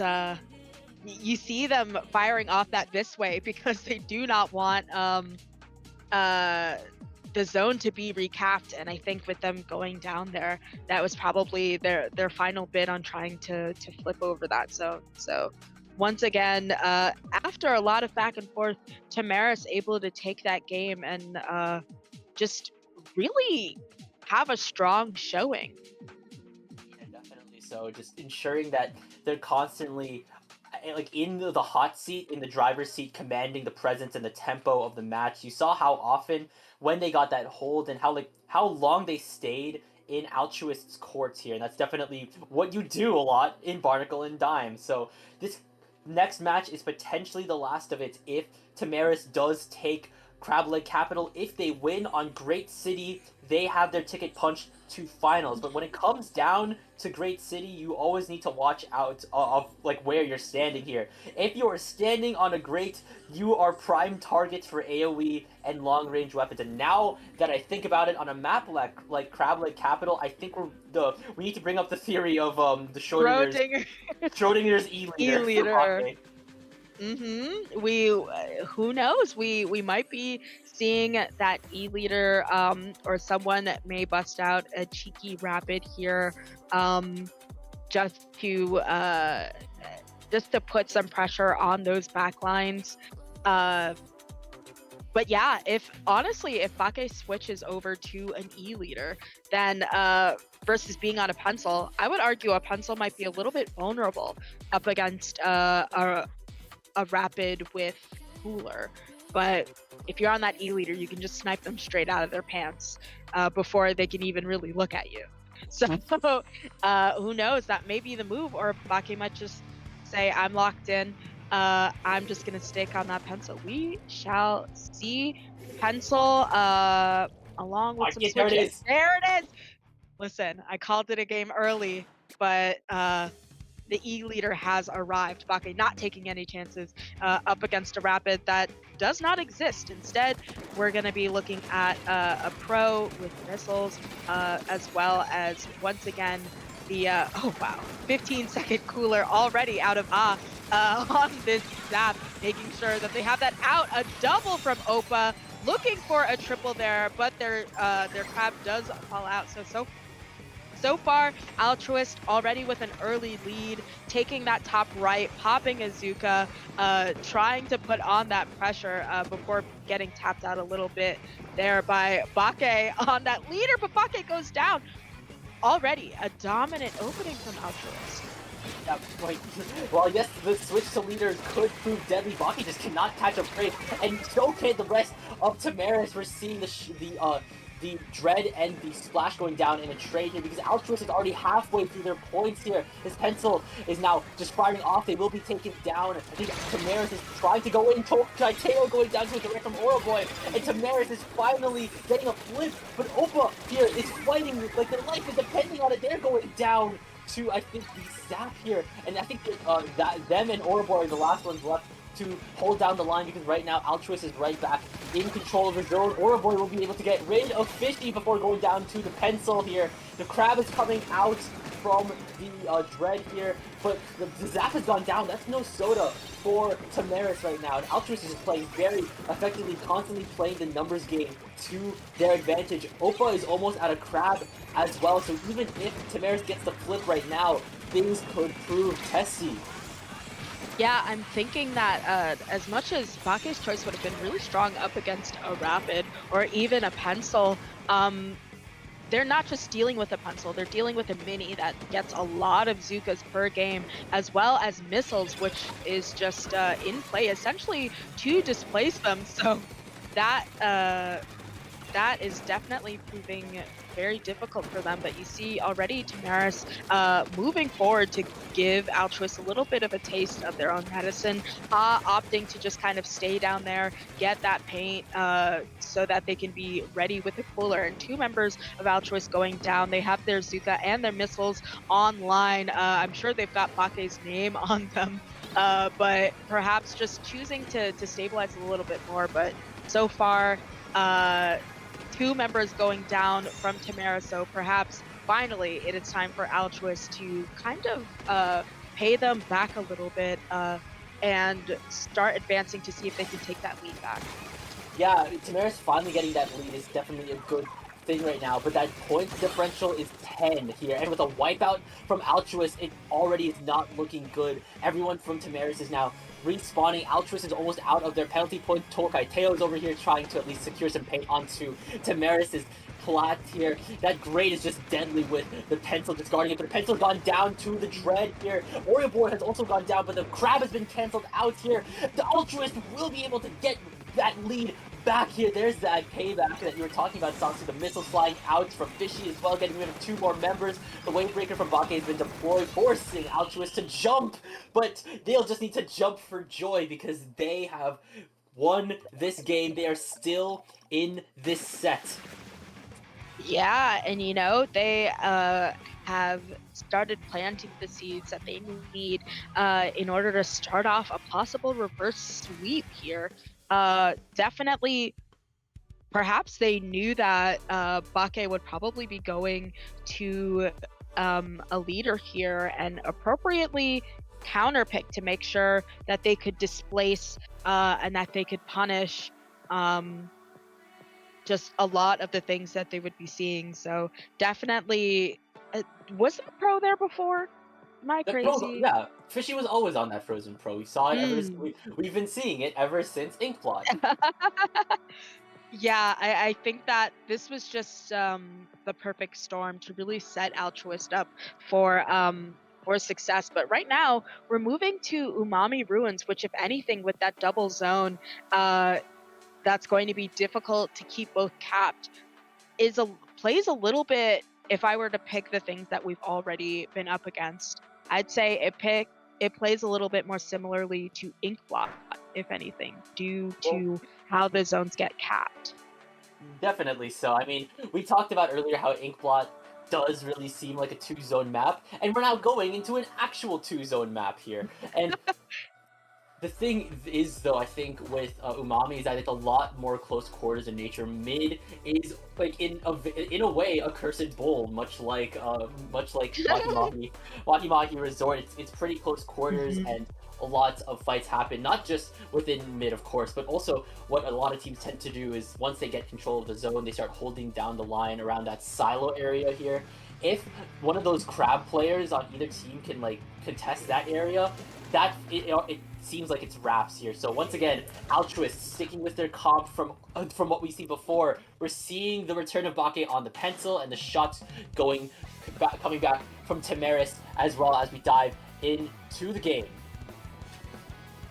Yes, both of those teams, of course, making their way into mid, but also being very patient, knowing that they can't overextend or they will be punished. But early on, Tamaris able to get the zone, but not without a severe punishment from Tokai there on that mini with those ever coming Zukas that are coming out. Boruto getting a little bit punished out of that grab, but still able to live, putting down some paint, does not find any picks, instead goes down themselves, and that is going to be 2 members down on the side of Tamaris.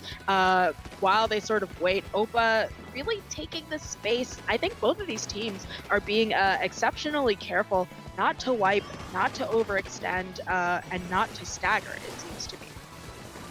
Just don't want to be staggered right now. It's something that we've learned over the past couple games here. Altruist was able to get halfway through their points. We're seeing the shots do what this new shot can do, and that is survive here. Opa's trying to fire off. That shot's moving in. The shot is going down. That's the end of that. And Altruist is still remaining in control. Boy popping a blue up off potentially mix things up here and will allow Tamaris to get the flip. But right now they need to hold here. They need to ensure that the zone doesn't lose already. And right now with one of the zones being capped, it could prove testy. Already we're seeing Boruto pop the crab in mid. That's definitely a good spot to at least pop crab in your early game pushes. But here come the missiles and the Zuka from Altruist just responding in full force, getting rid of Bake as well. Kokai Tail's going down. And already Tamaris is trying to hold the line, trying to at least put on some damage control, but they're being out-damaged here by Altruist here. So they're still holding this 42 lead very strong. I'm thinking that what's happening here is that Altruist has a really strong answer to Tamaris's backline, and just in general, they have a lot of sort of displacement here. Versus there have been some times where I think Tamaris, we see here, they finally get that zone back. But even if they're able to get a lot of picks on most of the team, a lot of the time the pencil remains and is able to just sort of chip at people and make it difficult for them to really finish off the entirety of the team due to their specials. So right now, I think Altruist once again has the zone, and that's what it feels like. It's like Tamaris is not able to just get the full wipe and then really take control. They're just currently in damage control almost, even when they're the ones that are pushed up. It's a big thing of what we've been talking about earlier in the stream. And having that follow-up here, they do at least have the means to get in. They need to have the means to stay in here. Already Oroboy going down. The missiles are going to be flying out from Fishy as well, potentially shutting down that crab from Tamaris here. Those specials are online right now. And Tamaris is just trying to maintain control of mid here. They are able to get rid of that mini. They are back in control of the zone, but that shot has gone down once more here. They are able to get rid of the splash at least here, getting rid of Fishy as well. There's 2 down on Altruist. Tamaris, I think, is finally starting to find their footing, getting rid of Tokai Teo as well mid-Zuka here. We're seeing, I think, that Boruto almost at the crab. Definitely good to have right now when you're in the hold. I think Tamaris is getting deadly close to that 40 threshold that Altruist was at. I think they're finally starting to find their footing, finally showcasing their staying power. But here comes a crab from Oppa. The lead has been swapped. Tamaris is now finally back in the lead. But Zone is back into neutral here. And with, I think with Orboy going down, Altruist, okay, oh no, Tamaris is actually still in control. They're still counting down. There's 2 down, 3 down on Altruist. It's a wipeout for Tamaris. They're striking back, and they're deadly close to knocking it out. They're in the single digits.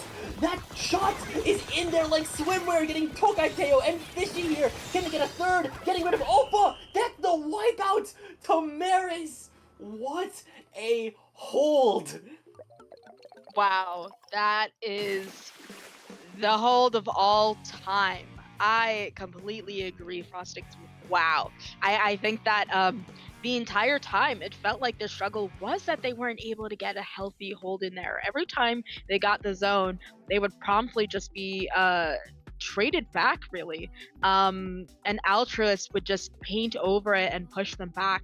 It felt like you know, they would just kind of dip their toes in the water and then boom, like that's as much as they got. But that last hold was so strong. You know, maybe that was the clutch gene activating, because what a lock-in. Yeah, zeroing in on maintaining space here. They didn't overextend fully, that way they didn't get punished. And even when they did overextend, they ensured it that it was from a weapon that could overextend extremely well. The new shot, wouldn't you know? What can this new shot do is my takeaway maybe from what we've seen so far. So Tamaris have their tickets punched to finals, but that's not just the end of Altruist here. They don't have an entirely long hill to climb in losers bracket, but they still have to get through a very long losers bracket to potentially have their spots in grand finals here. No need to head to Hagglefish Market for Game 5, and here is the recap, starting with Inkblot here. Yeah, you know, a quick shout out to you see there on that Kraken shot. Saw some really fantastic, I think that's part of when we started discussing how easily those shots just get out of their end lag. Really great mechanics. Like, they give you the tools, but also you have to have the mechanics, of course, to sneak out of there. So, taking a look here, everything looking very standard, I would argue. It feels like you get out of a game like this in solo queue, you're definitely not saying, bro, what happened to anyone on the team. So things looking very standard, but 5 crabs out of Boruto there. Oof, you know, that's a lot of pain. Yeah, it really is a lot of pain. Speaking of pain, of course, Bake and the Dreadringer doing a lot of for the pain as well. Now we're going to the Barnacle and Dime game here. This is one that I think, of course, we saw Tamaris play very, very effectively here. Look at Oroboy. Look at Bake. 29, 18-3. Wow. Insane in the membrane, if you will. Even still, on the side of Altruist as well, Oppa as well as the Pencil going 14-13 as well here. Every single member of these teams are firing on all cylinders here. That's how you know these sets are hot here. And also, something that I wanted to just point out, looking at the bracket as a whole, Seed 1 Egoist just went down to Maitre Gims because they took them 3-0. So Seed 1 getting set down to losers bracket. Grand final. They lost 3-0? 3-0. Maitre Gims is in finals against Tamaris. You love to see it. Taking no prisoners. That's gonna be crazy to see the follow up on making the champs make a losers run. But yeah, heading into Crab Leg, you see Bake going down a little bit more than usual with 5 deaths, but of course still going positive, still having a strong showing overall.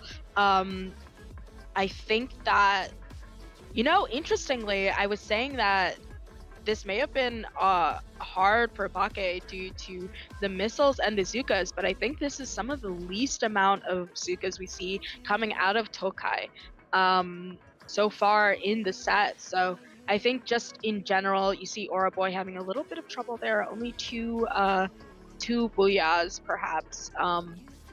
Yeah, I think that it was just a hard game because, quite frankly, having a Zuka and missiles and a crab active all at the same time, which I think happened from time to time, just a lot to deal with.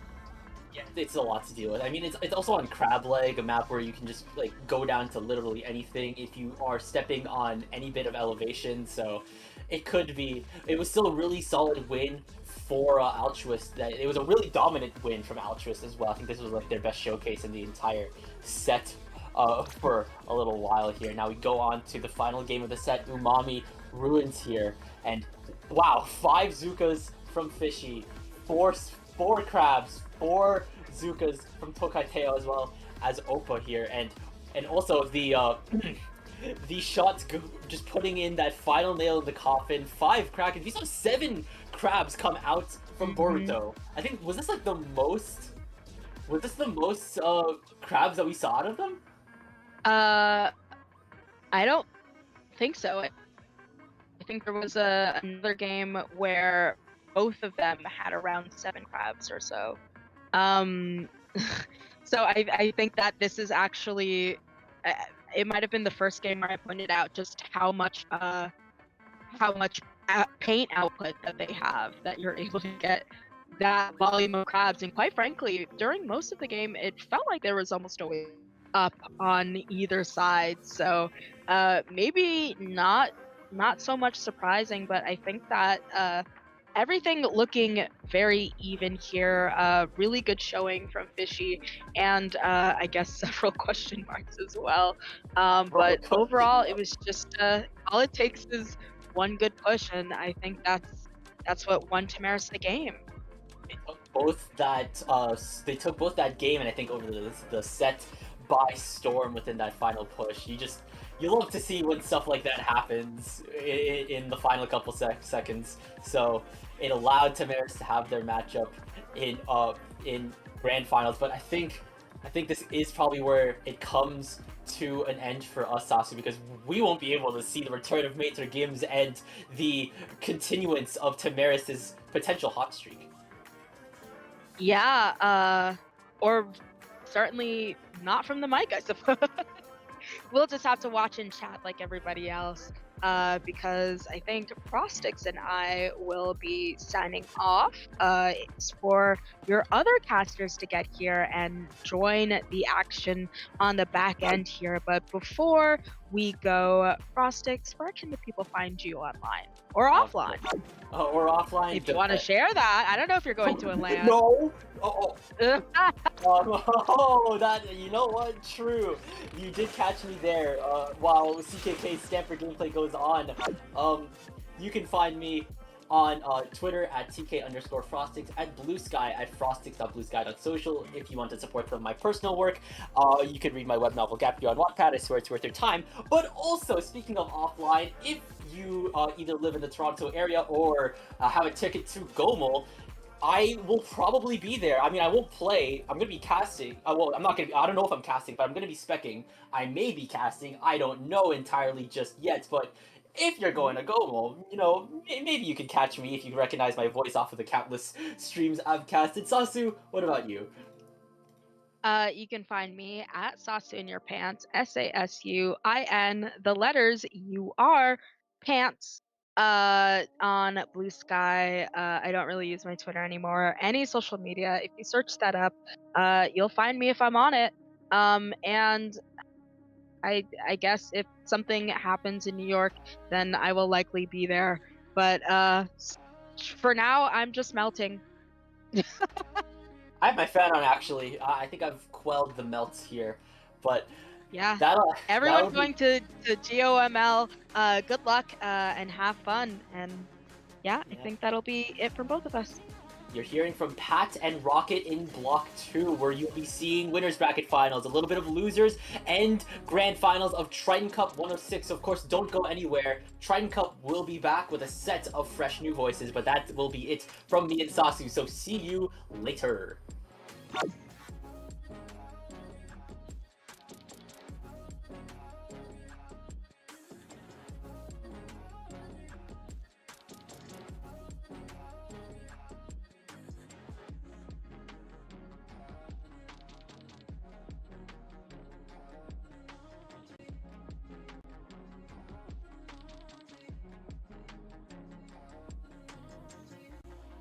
Hey, so this is a little awkward. Things haven't really been working out as well between us, and I think it's time for both of us to kind of just move forward.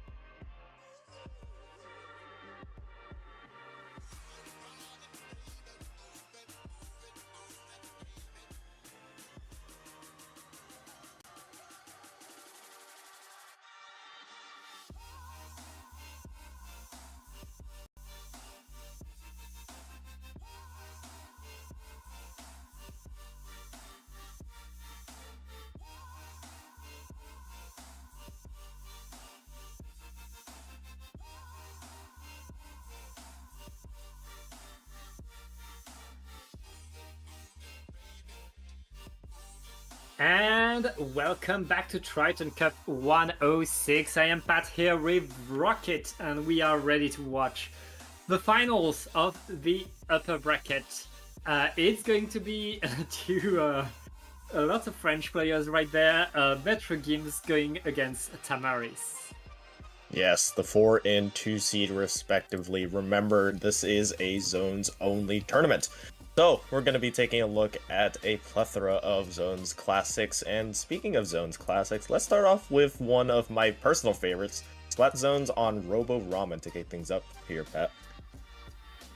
Yeah, Robo Roman, very much. And one of these maps that you see quite often that teams like to put on their list because it's always going to work, it's always going to give you so much. I guess it's Metro Games that put that on there, but both of these teams are ready for it because this is one of these maps that you see all the time because any weapon is going to have something to do on it, Rocket. Yeah, for sure. There's a lot of advantageous positions for a plethora of weapons to kind of get some action with. You can always count on a very intense fight at each respective team's elbows. It's such a key choke point for both teams that they need to control here. Alternatively, as well, there is the very long flank route along the other side, really just giving an opportunity for maybe, say, if we ever to see maybe a brush player, maybe even a more aggressive weapon, maybe like a duelist, just trying to see if they can get some attention drawn their way, really just trying to see if they can split that team up. But we're just going to jump straight into things here, Pat. Game 1 of this winner's final set. Yep, game 1 to know who dominates the zones, and we're going to take a short break to remake the lobby. It's a Splatoon tournament. We had an update that just happened. I don't know if it's just me, but it feels like every time there's an update, there's a Splatoon update for a few days, the game feels worse in terms of netcode and disconnects. I don't know if it's pure placebo on my part, but it feels like that. Yeah, it definitely feels that way as well for me. I mean, if I remember correctly, I think it was I think this update was mainly focused on bug fixes, but evidently they probably missed one or two there, or they just had some things to just kind of get out. But anyways, regardless, I digress. Really interested to see what kind of these teams just will kind of roll with here. Taking a look at the rest of the map pool here, I mean, pretty standard map zone maps, except maybe, at least for me in particular, game 2 right there, Pat. Yeah, I mean, we're going to miss Meat Metalworks after that, which we'll talk about it when we get there, I guess. It's a unique map. It's a map where, like I said on Robo Roman, every weapon is going to have something to do. You can bring all different kinds of comp and make it work. Meat Metalworks is not that kind of map. It's the kind of map where you have to adapt to it, where you have to change your playstyle to fit the build, to make sure that you can work on that.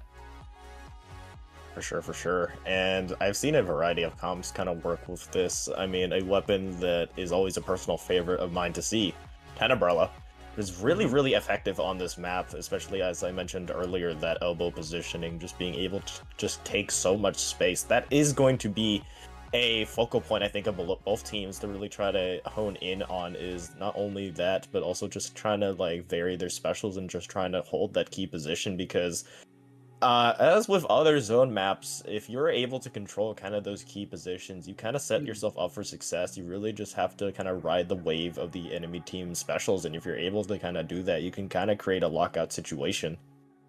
Yeah, and I mean, that's how zones play on every map, you know, like you put yourself in that spot where you have the control of a round, and then you have to use your specials to get to the next spot, or to prevent the opponent from being in the spots they want to be. And we have these teams. We are right now at high level of play where these teams know all of these spots, know all of these ways to get there, to get differently. And then it's about like mechanical execution, going there faster, going there better, and we'll see what team is able to do it a little bit better.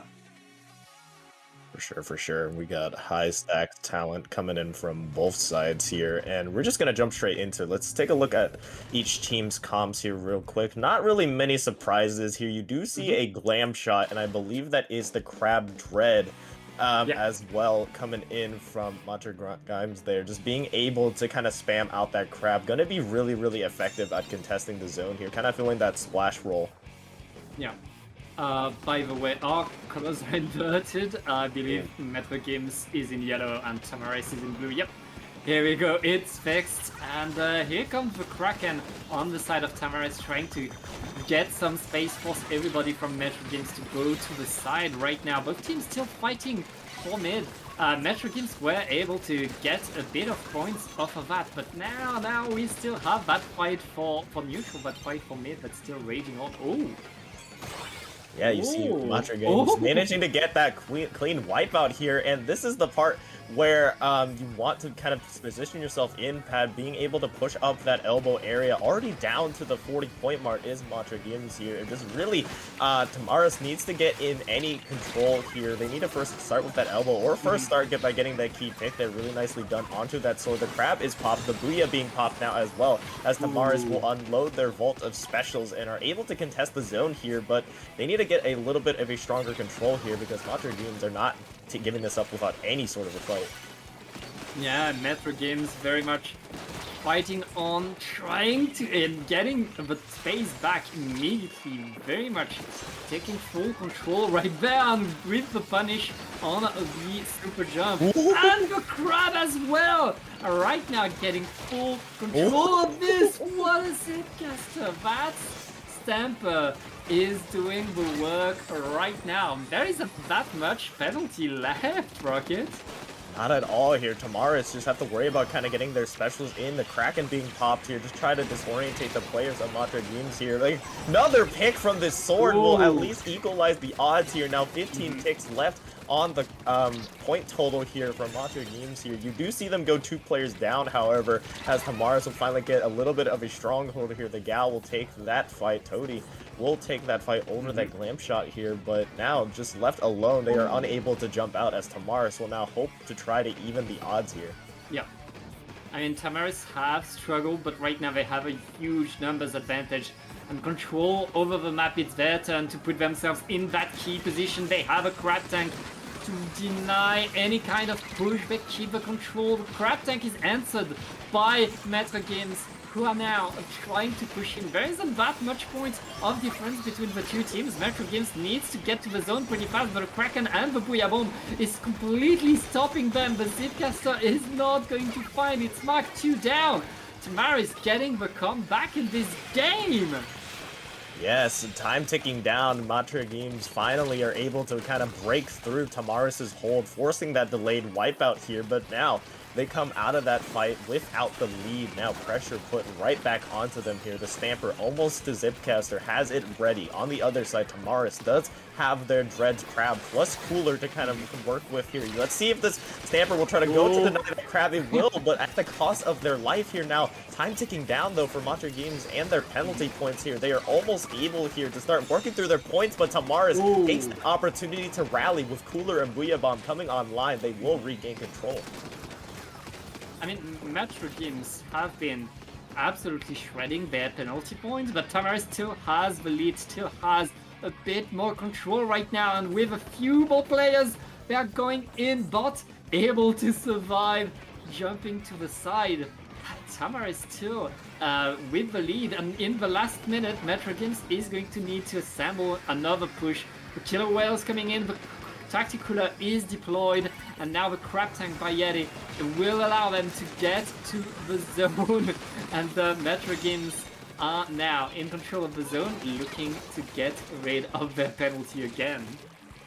It is a neck and neck race here, Pat. I mean, both teams have gotten their opportunities in control of zone here. One fatal error, one mechanical play here can spell the end of either team here. You saw that Stamper on Matra Games kind of open up that lead for them. Now here, the potential to take that lead back from Tamaris here. Why on this? Just on the splash, just trying to see if they can keep control of zone. They managed to do so as Tamaris does lose 2 of their players. Now 3, just the S-Blast remains for Tamaris, and Oroboy just unfortunately able to not get any paint onto the zone, just given the nature of their weapon. But really nicely done for Matra Games, just surviving that last second comeback attempt from Tamaris there, as that looks like it could have been very, very dangerous. Yeah, great first game by Metro Games. Very much they took control. I mean, I know that yes, Tamaris got pretty low in terms of points, but Metro Games had twice as many holds over the zone. They got rid of their penalties several times. Tamaris coming back in the nick of time to stop them from scoring more points. Tamaris had 1 hold over the zone. Metro Games had several throughout the game, and these add up. Despite the penalty, they add up, and they gave the victory to Metro Games. Sure here, and now we move on to, I think, what's going to be a fun map here. Mincemeat Metalworks Zones. Now, this isn't a map I see very commonly, and I'm sure that I'm looking at and thinking about kind of the comps that were ran in that previous game here. Tamaris interestingly ran that glam shot. Now, glam shot I don't think is something that is seen fairly frequently. I mean, we saw it there, but I mean, it has a very strong kit with Burst Bomb and Kraken, but it's kind of a double-edged sword with Kraken, I believe, because it does remove a key painter from Tamaris, at least temporarily there, especially since you are running that S-Blast. But, Yeah. I mean, you did see it find some value against Matra Games in that first game when they were able to get control of the zone, and I think that's where Kraken kind of thrives, where you don't have to like contest the zone in that manner. Yeah, when you activate that Kraken, you need to really disrupt the enemy formation if you want to get that value, especially on zone, where, as you said, you're no longer painting, and that painting is so important now. We're going to see ranged weapons absolutely shine on here because it's Mainsmith. That's how it works, and Tamaris put that on their list given the fact that they have Bakke, one of the best snipers in France, if not Europe. Not very surprising to see. Yes, let's see if there's any shakeups here in terms of the weapons. We do see a different Stamper. I believe that's the new Stamper with Booyah Bomb there. Just being able to provide even more paint for Matcha Games there. And on the other side, a little bit of a switch up here. We did mention the Glam Shot here. Now being switched out for that V Shot, I think it will allow Tamaris to really keep that paint output with still having a very strong special here. Speaking of that special, Bazooka is actually denied. Suka starting pretty well right there, and Tamaris taking control over that thanks to that crab tank, but there was a flank to the side by the Stamper. That Stamper is punished, but the zone is taken by Metro Games. Metro Games pretty unfazed by the pick by Tamaris. Yes, you do see now an attempted retake by Tamaris, just trying to see if they can get any space. A 1-for-1 trade will be had. Key Painter from Tamaris is taken out in that Dread. Another Zuka is cancelled here. The Stamper just making sure they can disrupt in any way, and they're about to disrupt a lot more with that Booyah Bomb here, trying to displace the members of Tamaris here, taking that fight with Arboy, forcing the jump out here. But now, Pat, at the blink of your eye, you're already down to 40 here from Matcha Games here. The crab being popped by Tamaris manages to find one, and this might be the break that Tamaris needs, and it is, as they are able to get into zone. They've gotten the zone, but they haven't gotten full control yet. Like, they're not ahead of the zone, which means Metro Games had the time to respawn to get back into the fight, and it's 2 down on Tamaris again. Metro Games are not slowing down Rocket, and they're getting more and more splats. Yes, they are, Pat. You do see yet again another crab being taken out by Tamaris here. That is the strength of the Dread, just being able to keep that crab output up and being able to kind of support fights where needed here. You do see now just the fight with the Stampers just so oppressive under these ledges here, just poking at the members of Tamaris here. Something that they have to worry about. However, a quick Zuka will take them out. Now, with paint control in mid, Tamaris finally have a little bit of more space to kind of work with here. The most space they've really gotten for this match so far, and right on cue, they're just kind of spamming out their specials here. Crab now just keeping Matra Games at bay. Right now, we see Tamaris being able to get their push, being able to really take control. They need to maintain that control at all of Metro Games is getting to the track, trying to get in 2 down on Tamaris. Metro Games effortlessly getting forward, getting control right there, applying penalty, keeping their lead, and forcing Tamaris to regroup, to defend, to prepare another push, but they lose their backline. Yeah, that's huge there. A counter up on the other side will allow Matra Games here with a perma 1-up advantage here. Unfortunate for Tamaris here. Now they're going to be fighting a lot more of an uphill battle here. Matra Games almost out of their penalty here as the S-Boss goes down. Now Dread as well, just left to Bakke on that pencil here, and you do kind of see them just kind of accepting defeat here. 20 ticks left from Matcha Games. This is just going to be an uphill battle from the rest here. A really nice shot by Arboy to try to see if they can get in here, but unfortunately with that player disconnect here, it's just going to be kind of almost near impossible to get that one back as Matcha Games goes up 2-0. And Tamers, like, it looked like they were maybe able to get some momentum there. They had gotten a push, they had gotten pushed back, but they were still around the zone. They were still in that fight, but then this happens, and yeah, you check your connection, make sure you're well. Right now, it's a 2-0 for Metro Games, who are now one game away from grand finals. Rocket. Yes, they are. I've seen crazier things happen in sets, though, Pat, so they can't take that 2-0 lead lightly, especially going into kind of the final destination map of Splatoon competitive Splat Zones Hagglefish Market. You do have a lot to kind of work with here. I mean, at least from what I saw from Tamaris, I did like the change over to the Zuka, just being able to kind of just you use it and then lose it, just being able to just kind of get that special overwhelm, get that value. If you don't get the value, it's okay. That uptime doesn't take you out of commission in painting for too long here. But Madra Games, I saw several times, especially the Stamper just being able to kind of deny these specials. We saw it in game 1 being able to deny the crabs here. Game 2 constantly poking at that right side under ledges and just making sure that Zuka user was always uncomfortable. Let's see if there's another adaptation here, and hopefully we'll be seeing an even 4v4. I hope we do, and I mean, these players, they all play a bunch of different weapons. They all have different things they can do. They can switch up their game. They can adapt. They can learn from each other. And right now, Tamaris needs to do that more than ever. They're really down, and they can't make a mistake anymore right now. I mean, especially going on Hagglefish, Metro Games is waiting for them. We'll see Yeti with a splash bring out the crab tanks, which will dominate. And oh, we see the Stamper going back to Zipcaster, I guess to try to counter. And these two teams have very similar comps right now.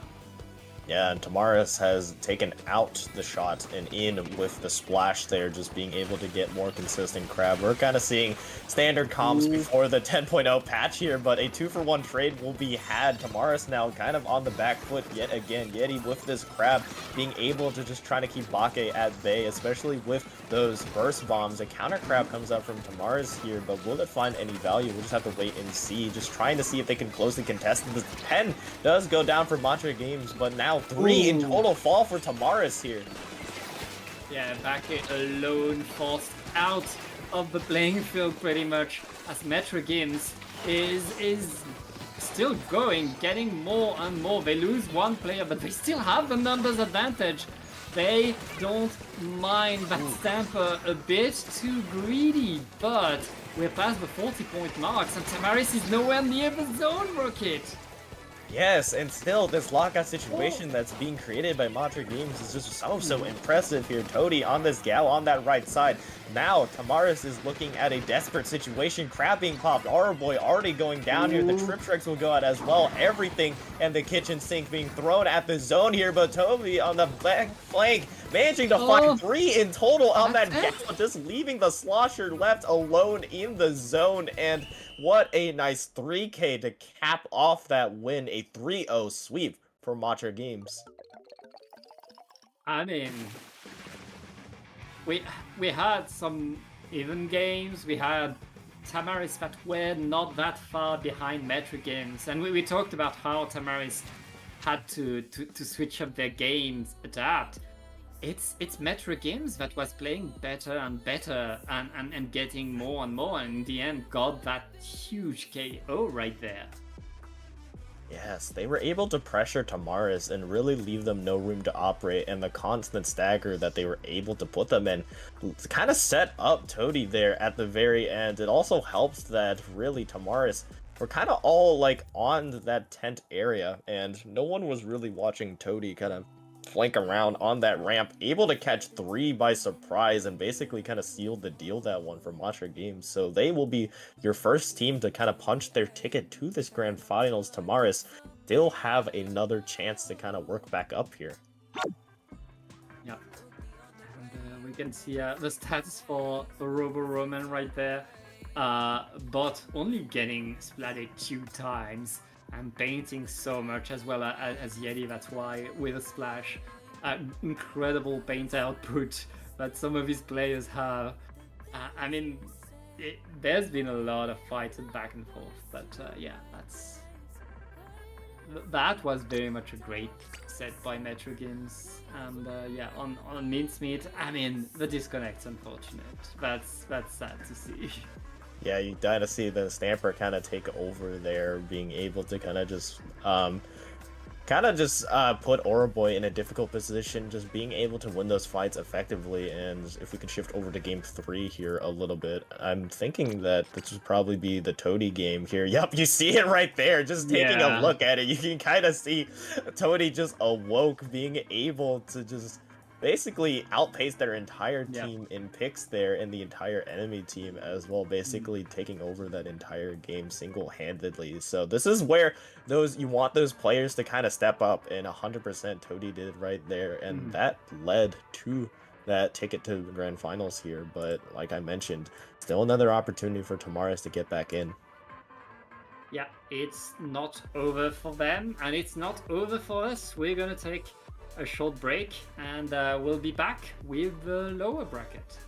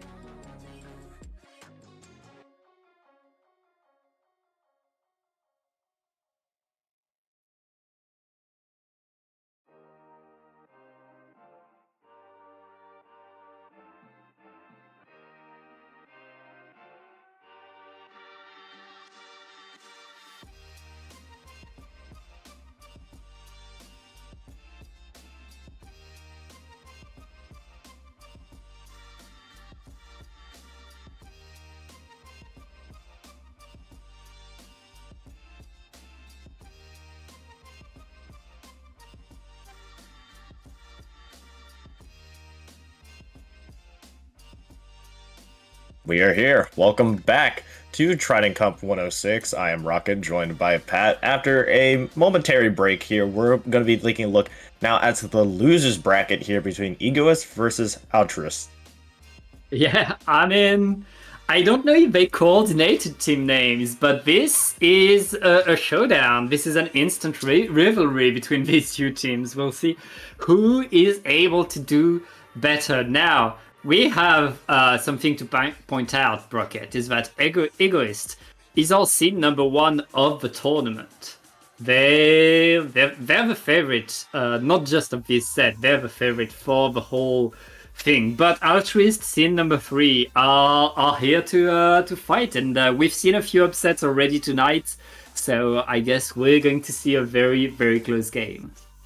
Yes, our top 4 seeds are the only teams remaining left in this tournament still alive, but I mean, they're not in the order that you may predict. Altruist, they're 3 seed going up against the 1 seed here. Do or die situation, best of 3 here. First the 2 will take this one, the other eliminated from the tournament. We'll be looking at Hammerhead Bridge for our first map, and I'm interested that both teams picked this map because I kind of see this as the last form of kind of Mahi Mahi. Now, what I mean by that is just the lockout situations on Hammerhead are so brutal. They're so common here, and it's basically like Mahi on steroids, where if you're unable to really get any specials going, it can be a quick 100-0. Yeah, it's hard to come back on this map. It's hard to set foot back onto mid once the opponent has pushed you away. And both teams know that. Both teams have a plan right now to take control of the map and push the other team out. So we'll see which team will have the specials ready to get back onto the zone, which might be the thing that decides who takes this. And as you said, you'll need to win 2 maps in order to qualify to the lower finals. So there's not much to do. Every game is going to have a lot of weight on it, Rocket.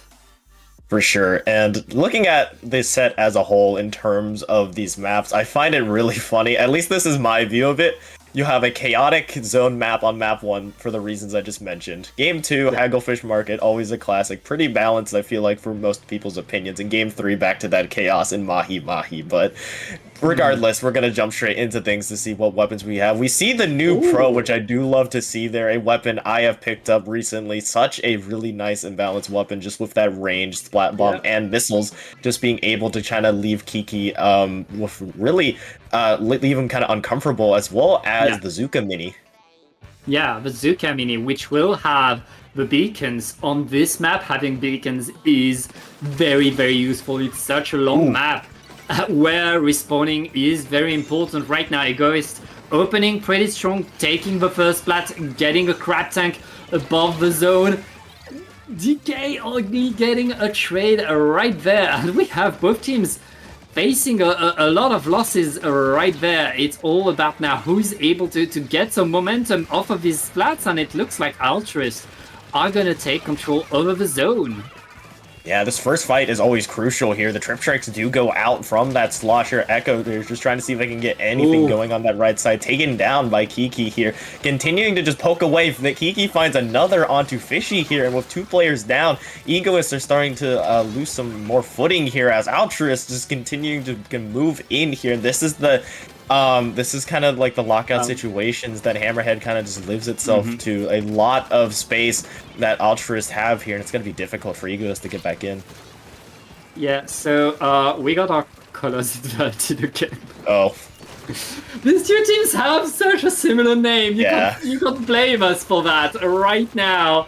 Egoist looking to get the KO, but Altruist in yellow pushing in, taking back control.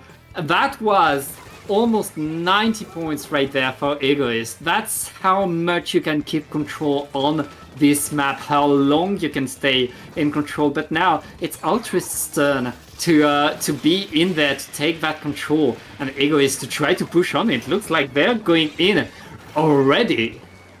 Yes, Altruists are the ones on the back foot in terms of points here. They're trying to see if they can hold on to the zone control here. Egoist trying to see if they can take that back. A nice pick onto that mini will allow them to just create a little bit more space moving forward here, but Altruists still have a relatively strong control of the zone here, seeing if they can kind of get a similar hold that Egoist got earlier. The Crab on that left side just poking and kind of moving the players of Altruist and funneling them in. Managing to find Echo with that Crab as well is going to be huge for Egoist to just try to see if they can move in. You do see the Trip Strikes going in, but still a close struggle for the control here. Finally, Egoist does manage to take that and force the penalty.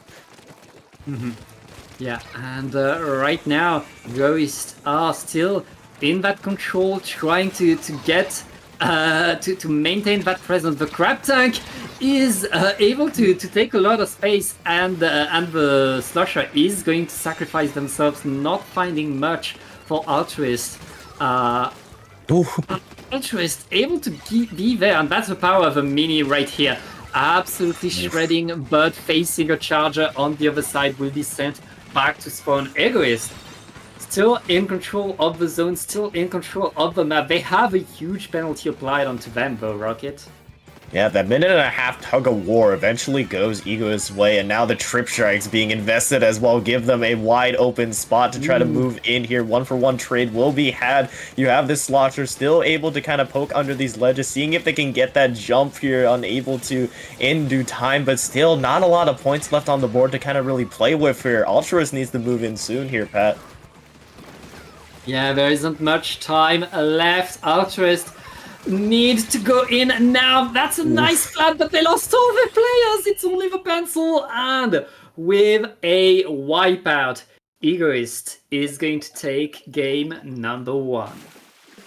Yeah, and typically when you on this map, you do see one team just being able to kind of control the zone and really give the other not a lot of opportunities to kind of move in. We saw a little bit of that as Egoist was able to create that lockout situation better, but I mean, Altruist, they did have their opportunity to do so. They did have a little bit of space to kind of work with. They had a bit of a time to maybe put on a comeback attempt, but I mean, the Egoist lead was way too strong for them to come back to. Let's see if they can bounce back on maybe a little bit more of a balanced map here with game 2, but a lot of things I loved from Egoist, especially in terms of kind of just their weapon picks in general. The Tenon Missiles and Zuka really just left Altruist just constantly running for cover. Yeah, and on Hammerhead Bridge, I mean, missiles have their infinite range on such a long map. You're pretty much sure to get all 4 in your circle, which means you get the most out of your special.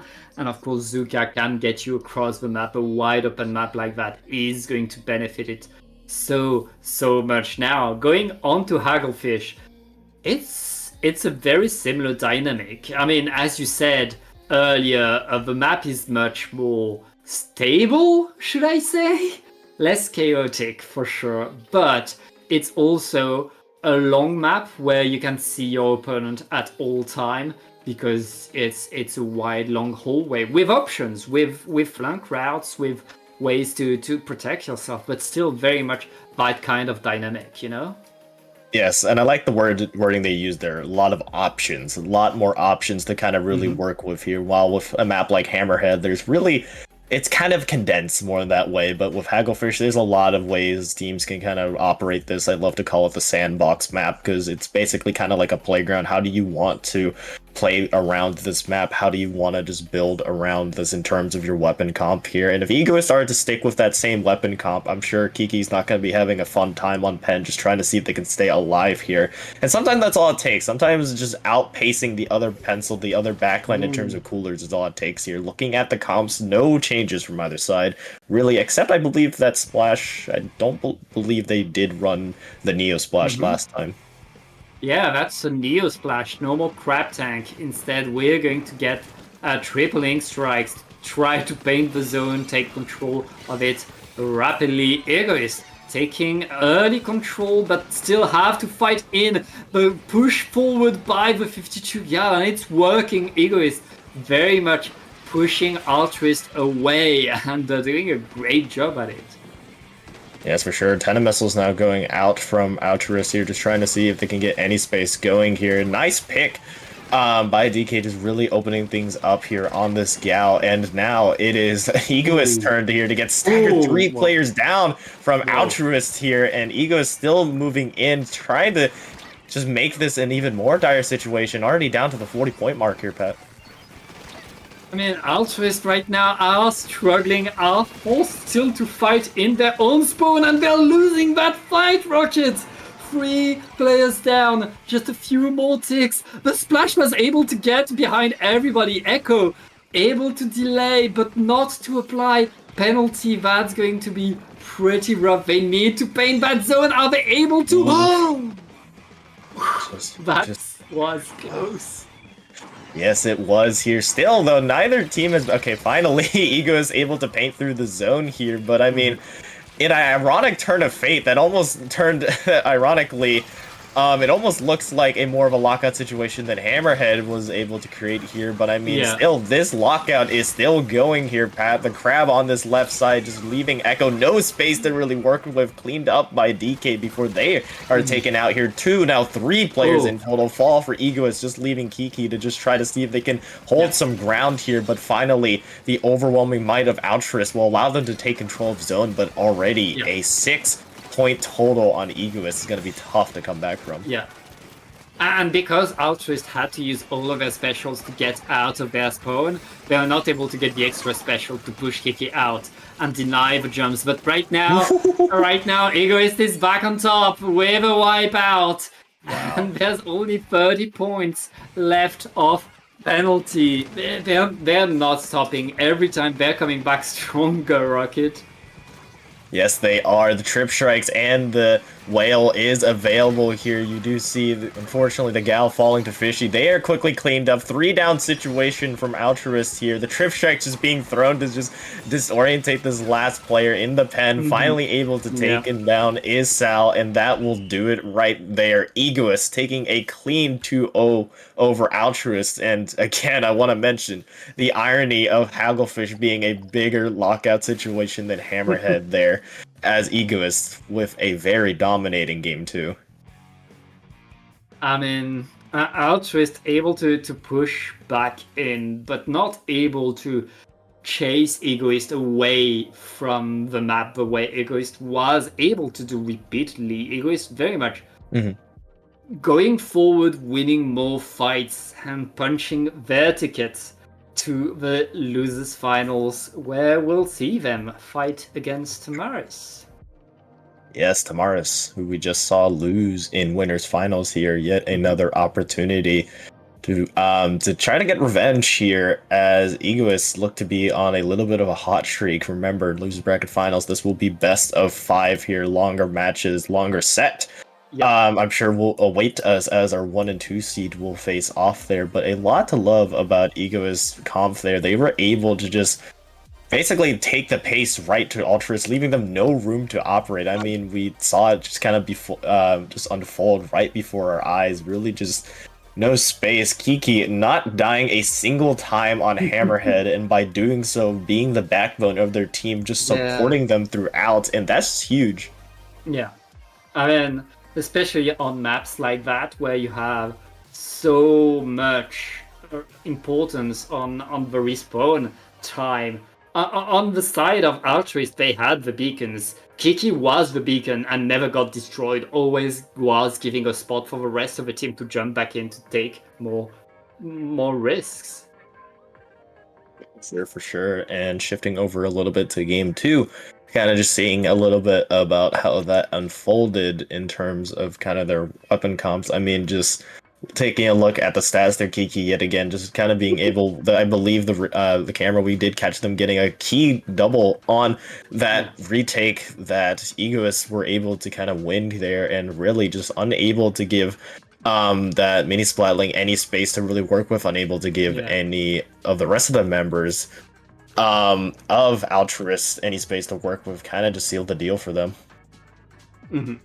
Yeah, very much dominant control right there by Egoist. But now we're going to go on to the lower finals. I guess we'll take a short break so we can make sure to set everything up, and we'll be right back.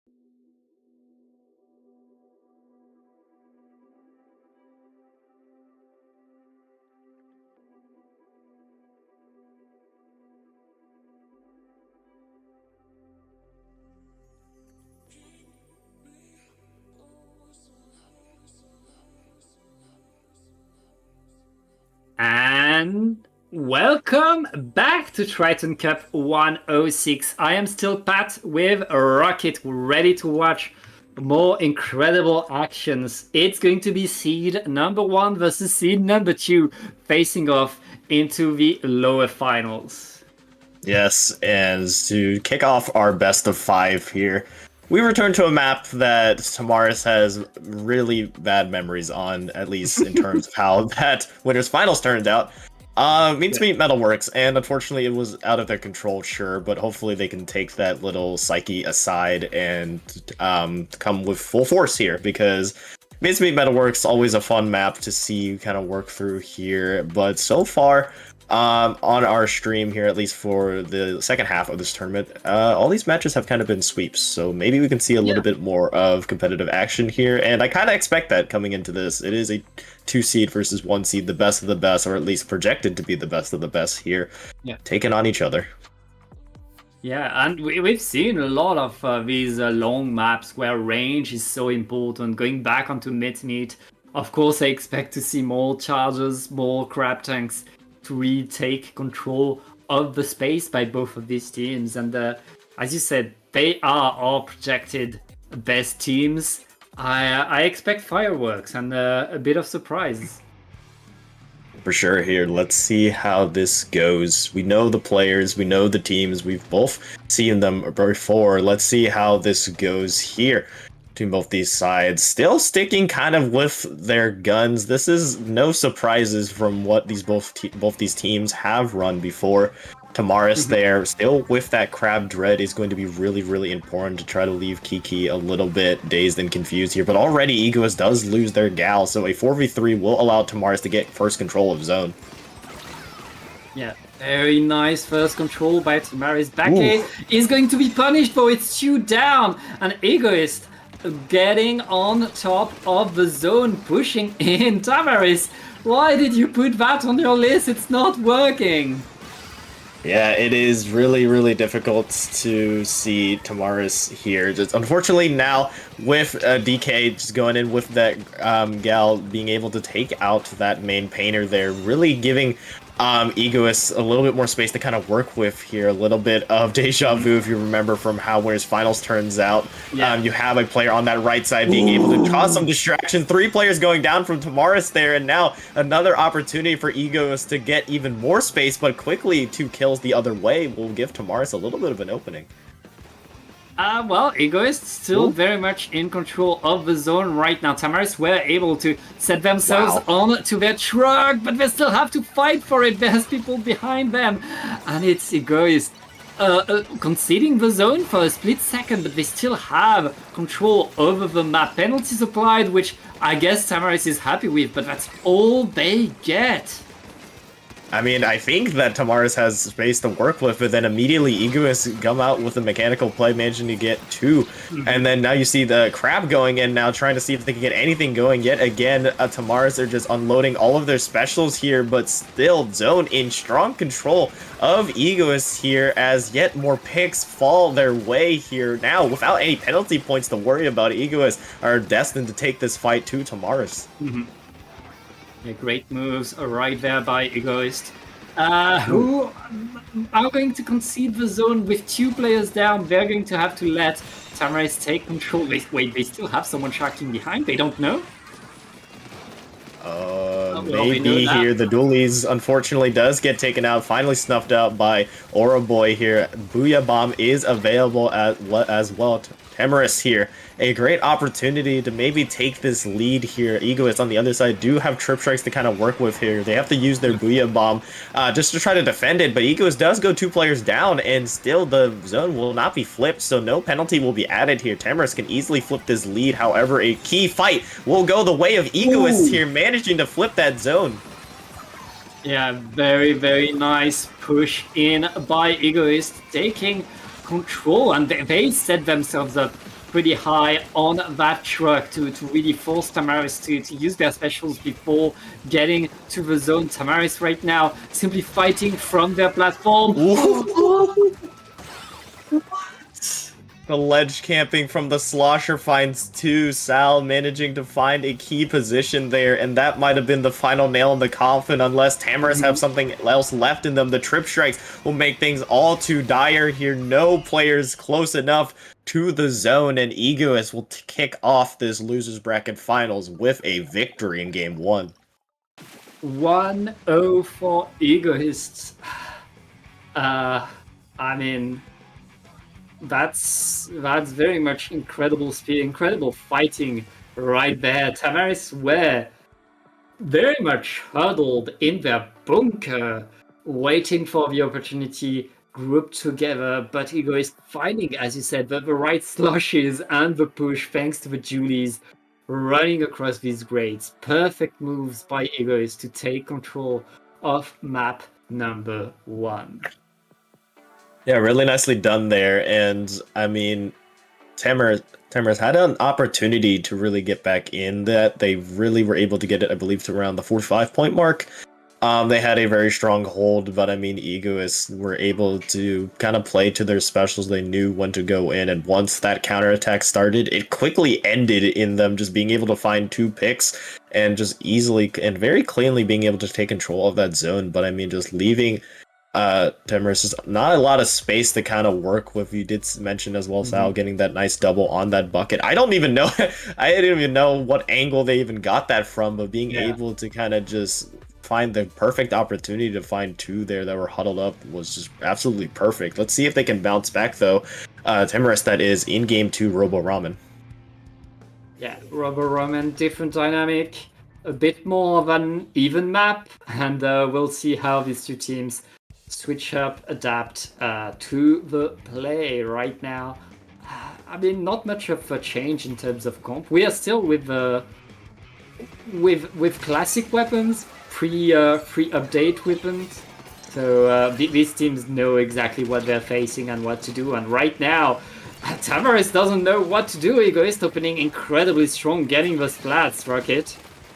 For sure, here you do see Bake on this left side, seeing if they can hold the fort here, but quickly being crunched down by Egos. They do manage to find 1 here, but Sal actually managed to find that pick as well. That could open a little bit of space. Unfortunately, on the other side, the Crab being popped by Egos will kind of just close the door on that Aura, managing to find that pick onto the Crab tank, which is huge now. With a Booyah Bomb in hand, they'll be able to contest the zone. The Trip Strike's going in as well, but that is 2 specials they had to invest, Pat.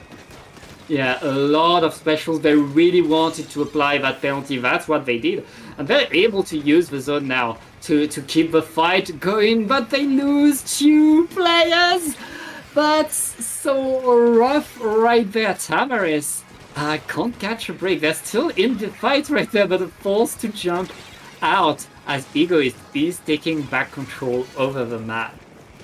1-for-1 trade will be had. Tamarisk losing their pen player, so that cooler will be denied for a little while here. Nice pick from the Slosher will allow them to kind of move in. A nice flick will find another, as now Tamarisk being able to take control of that zone in due time. Cooler being popped now, but unfortunately that Slosher will go down early here, and so does the rest of Tamarisk, as even if Egoist does lose control of the zone, they are able to retake it in quick time.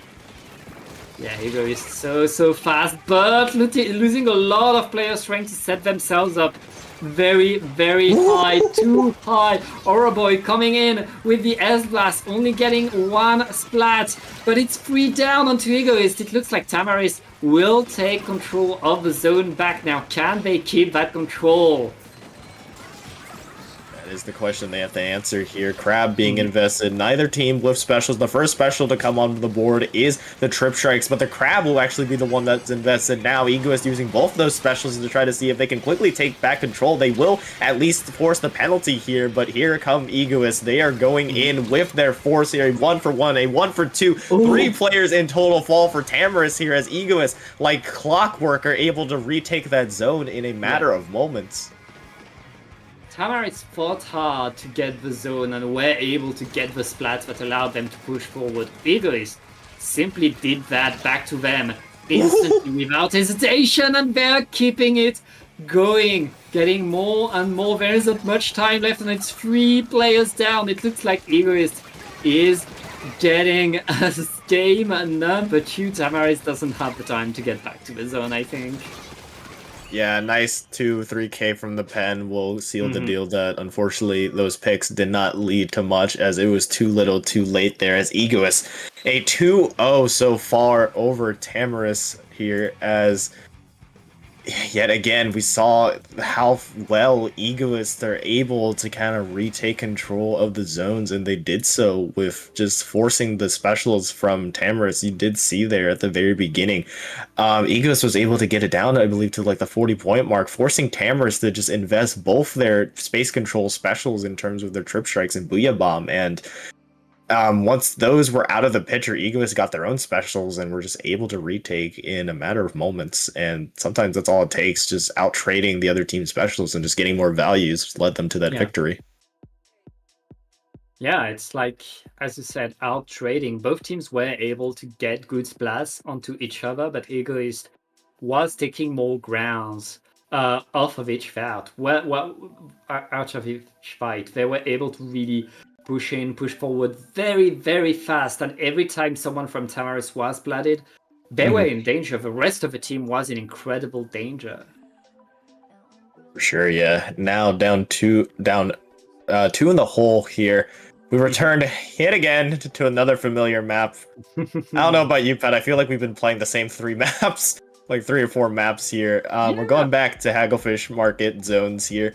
Will there be a change now down 0-2? Will you still stick with the same thing, just kind of rolling it back here, or will you make that switch that you need? Both teams, like you mentioned, I believe at the beginning of that game 1, we still are rolling with patch 10.0 weapons here, so these teams very familiar of the capabilities. Do we throw in a little bit of a wild card? Hey, we're this far into Splatoon 3's lifetime. I think these teams know what maps they want to play on, and we're going to see these maps. And we always get to see interesting games on these maps, so I'm happy with it. And these teams seem to like the weapons they're playing. I don't think they need to change weapons. I think Tamaris needs to be a bit faster, needs to be a bit more fearless, because they're able to get these fights. It's really a matter of going in as a team as fast as they can. Yes, I agree with that. And taking a look at the weapons, I believe the minimal change is just going to be switching over to that shot, really providing a little bit more fighting ability, as well as that Zuka here, but that means you won't have that crab as well on top of that trip strike here. So let's see if Tamaris are able to kind of make use of this. You do see tense fighting in mid here. Neither team just able to get anything, unfortunately, though. You do see the gal on the side of Egoist go down, but that will be a 1-for-2. Now 1-for-3 trade here as Tamaris yet again go down players. An interesting crab pop will unfortunately not work there, as it is just wacky fighting going on now, Pat. Yeah, very rough fighting right now, but the zone stays yellow. Egoist not stopping the onslaught. As I say that, 3 players down. Tamaris will take the zone, will push forward. Kiki is forced to jump out as Tamaris now establishing themselves, preparing. Oh, already 2 players down. It looks like Egoist is coming back very, very strong already. Yes, here, unfortunately. You do see, though, a little bit of balancing out the numbers from Tamaris. This is the aggression that you mentioned, Pat, that you kind of want to see here from Tamaris. Normally, that in other maps, that would have been an Egoist retake here, but Tamaris able to hold the line here, which you love to see from them. Unfortunately, though, you do see them losing a little bit of space now, as you see the dualies managing to find one with Crab as well. Egoists have their specials ready, and they will use it to now see if they can take back this lead. Yeah, very nice moves right there by Egoist. Taking a splat onto the enemy pencil is very, very important, as Egoist have no penalty, but have losing too many players. Tamaris is back onto the zone.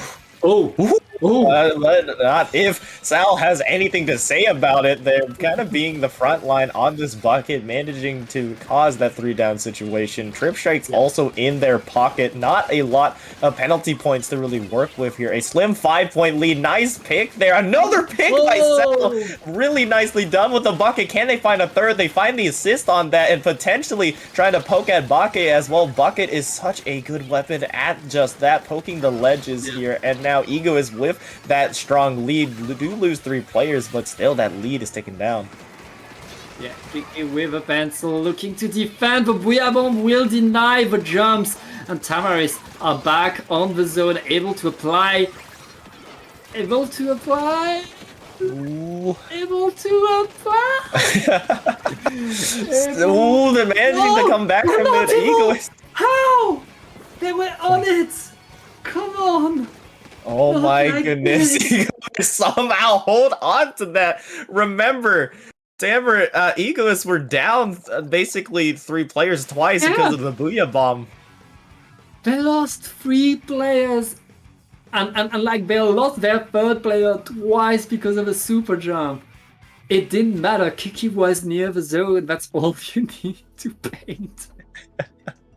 Yes, unable to apply, as someone in chat just said there. Egoist managed to somehow survive that one, despite both of our expectations, I'm sure, Pat. Oh my goodness. Well, that's a sweep for Egoist again. Egoist very much reminding us why they are seed number 1. But Rocket, there is a reason why they are on the low bracket, and that reason, is Metro Games. Taking a little. No, it wasn't Metro Games. They were. It was. Yes. In winners bracket semis. Winners bracket 4.1. Yep. Ironically, funnily enough, in another sweep. Seems like the second half of this tournament has just been sweeps, Pat. Yeah. I mean, that's what we've had. I guess that's what we'll see if Egoist learned a bit from their first encounter against Metro Games. But first, let's look at the stats. Kiki not dying in game 1 again. I mean, I don't think we need to say anything else, Rocket. I mean, yeah, just survivability is just so strong here. Game 2, you do have a little bit of a similar story, very balanced throughout. Sal just managing to kind of stay alive as well. Kiki kind of outpacing Bake in terms of their coolers here, and shifting over to the interesting game 3. I'm kind of intrigued to see a little bit of what that story will tell us here, because it seems pretty balanced from the get-go. Sal only able to get 1 trip strike out, but still managing to, they still were able to keep control of the zones like stronger than the other side. Like 1 trip strike to the other 4 is just so interesting to me. Yeah, I mean, Sal was not playing for the strikes for sure. We saw them run forward, get into the fights, get the splats. And that was very much an incredible play. And Kiki getting 1100 in that game, that, I mean, only got halfway through. So that was very much great painting with that pencil. Yes, and remember, they were the last one standing. They were the last one standing for Egoist, and somehow, despite seeing 2 of their teammates fall to that Booyah Bomb and the relentless horde that was going at them, they were still able to hold on. And now we have a very interesting grand finals that, knock on wood, hopefully doesn't end in a sweep. Let's hope so. We'll find out in just a minute.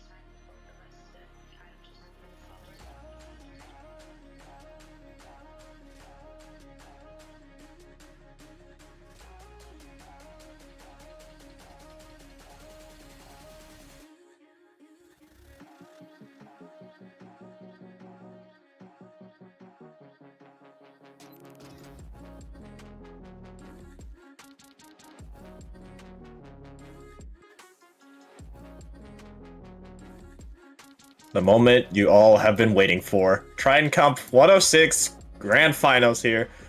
Mantra Games versus Egoist here. Very stacked between both sides, and a little bit of an unusual matchup. The 4 and the 1 seed here. The 1 seed, Egoist, coming from the losers bracket. They have to win 2 sets in order to take this one. So, a little bit of a disadvantage here, but I mean, that is for a reason. We did see in winner semis, this matchup happened before with Egoist losing in a sweep. Yeah, and we see this map coming back again. What is with Hammerhead Bridge tonight? Yup, guaranteed we'll be seeing Hammerhead Bridge Game 3, but I'd like to see Game 2 Umami Ruins, a map that neither of us have seen yet, Pat. So definitely something to look forward to there. But before we get too ahead of ourselves, Game 1, Robo Ramen. Any thoughts? I mean, we've already said it. It's the kind of map where you have so many different weapons, so many different strategies that can work, as long as you're able to put yourself ahead of the zone, onto that elbow, onto that choke point. You can take control, you can do a lot. And we'll see how these teams do. Not much of a surprise in terms of comps. And let's see how it happens. For sure. Toady here. We're going to have a gal versus gal matchup. Something interesting we don't normally get to see here. Already happening on that left side. A 2v1 turns out as Mantra Games will get that first win there. And now Yeti trying to move up with that splash, just trying to see if they can keep space and zone control for their team. Stamp does go down here. Tense fighting between both sides, just kind of trading blows, trading punches here, as now finally Mantra Games has been able to kind of get control of that zone as Egoist are forced back to their elbow.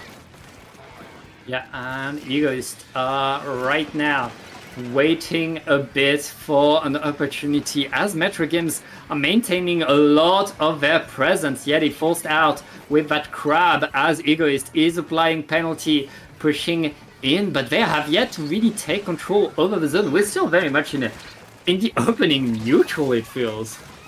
Yes, Mantra Games being forced on that back foot here. Toady now going on this left side to see if they can find any opening. The wall being placed up now, just trying to see if they can create any space. Ego is with the trip strikes here, trying to see if they can hold firm, but a very, very tight back and forward here, just trading special for special, player for player. Eventually, Egoist does find a 2-player situation here, and now trying to surge themselves forward. Ooh, and Egoist right now getting in position. They want. How do you get that? What is that move? That's why you want to have a gal on your team. And don't stop! Their wall placements as well, denying that Stamper the insta-kill there. It does unfortunately mean, though, on the other side, a 3-down situation. Kiki finds the key pick onto that pen there, and being able to just try to create that space. Stamper goes down again for Mantra Games, and now down to the 30-point mark. This is now Egoist time to kind of pull themselves away from Mantra. Kiki is just always there to provide super jumps to the team and paint so much at the same time.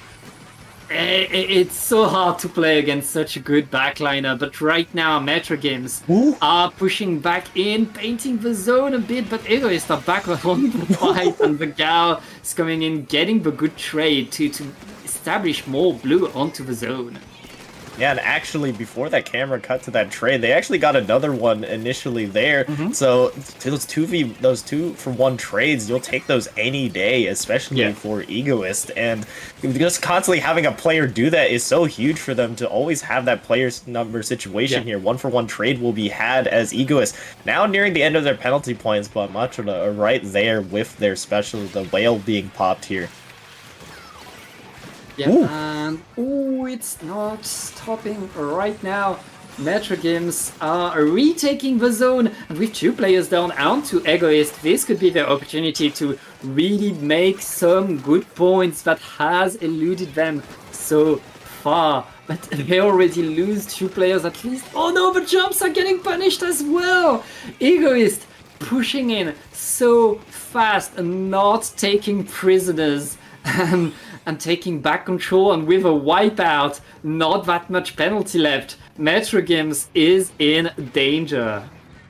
They are for sure. Now down to the 20 tick mark for their penalty. Not much penalty to really work through, but they do lose 2 players. Doolies and Kiki really being the last one. They will take that trade here. Jumps are in. Sal is in a very good position. Unfortunately taken out, but 3 players fall for Matra there. Kiki still managing to stay alive, as I feel like we've said time and time again. The backbone finding bot there, maybe trying to find another, finds another in Tony there, and single-handedly being able to help Egoist move into the zone, and with that, taking game 1, Kiki going nuclear at the end.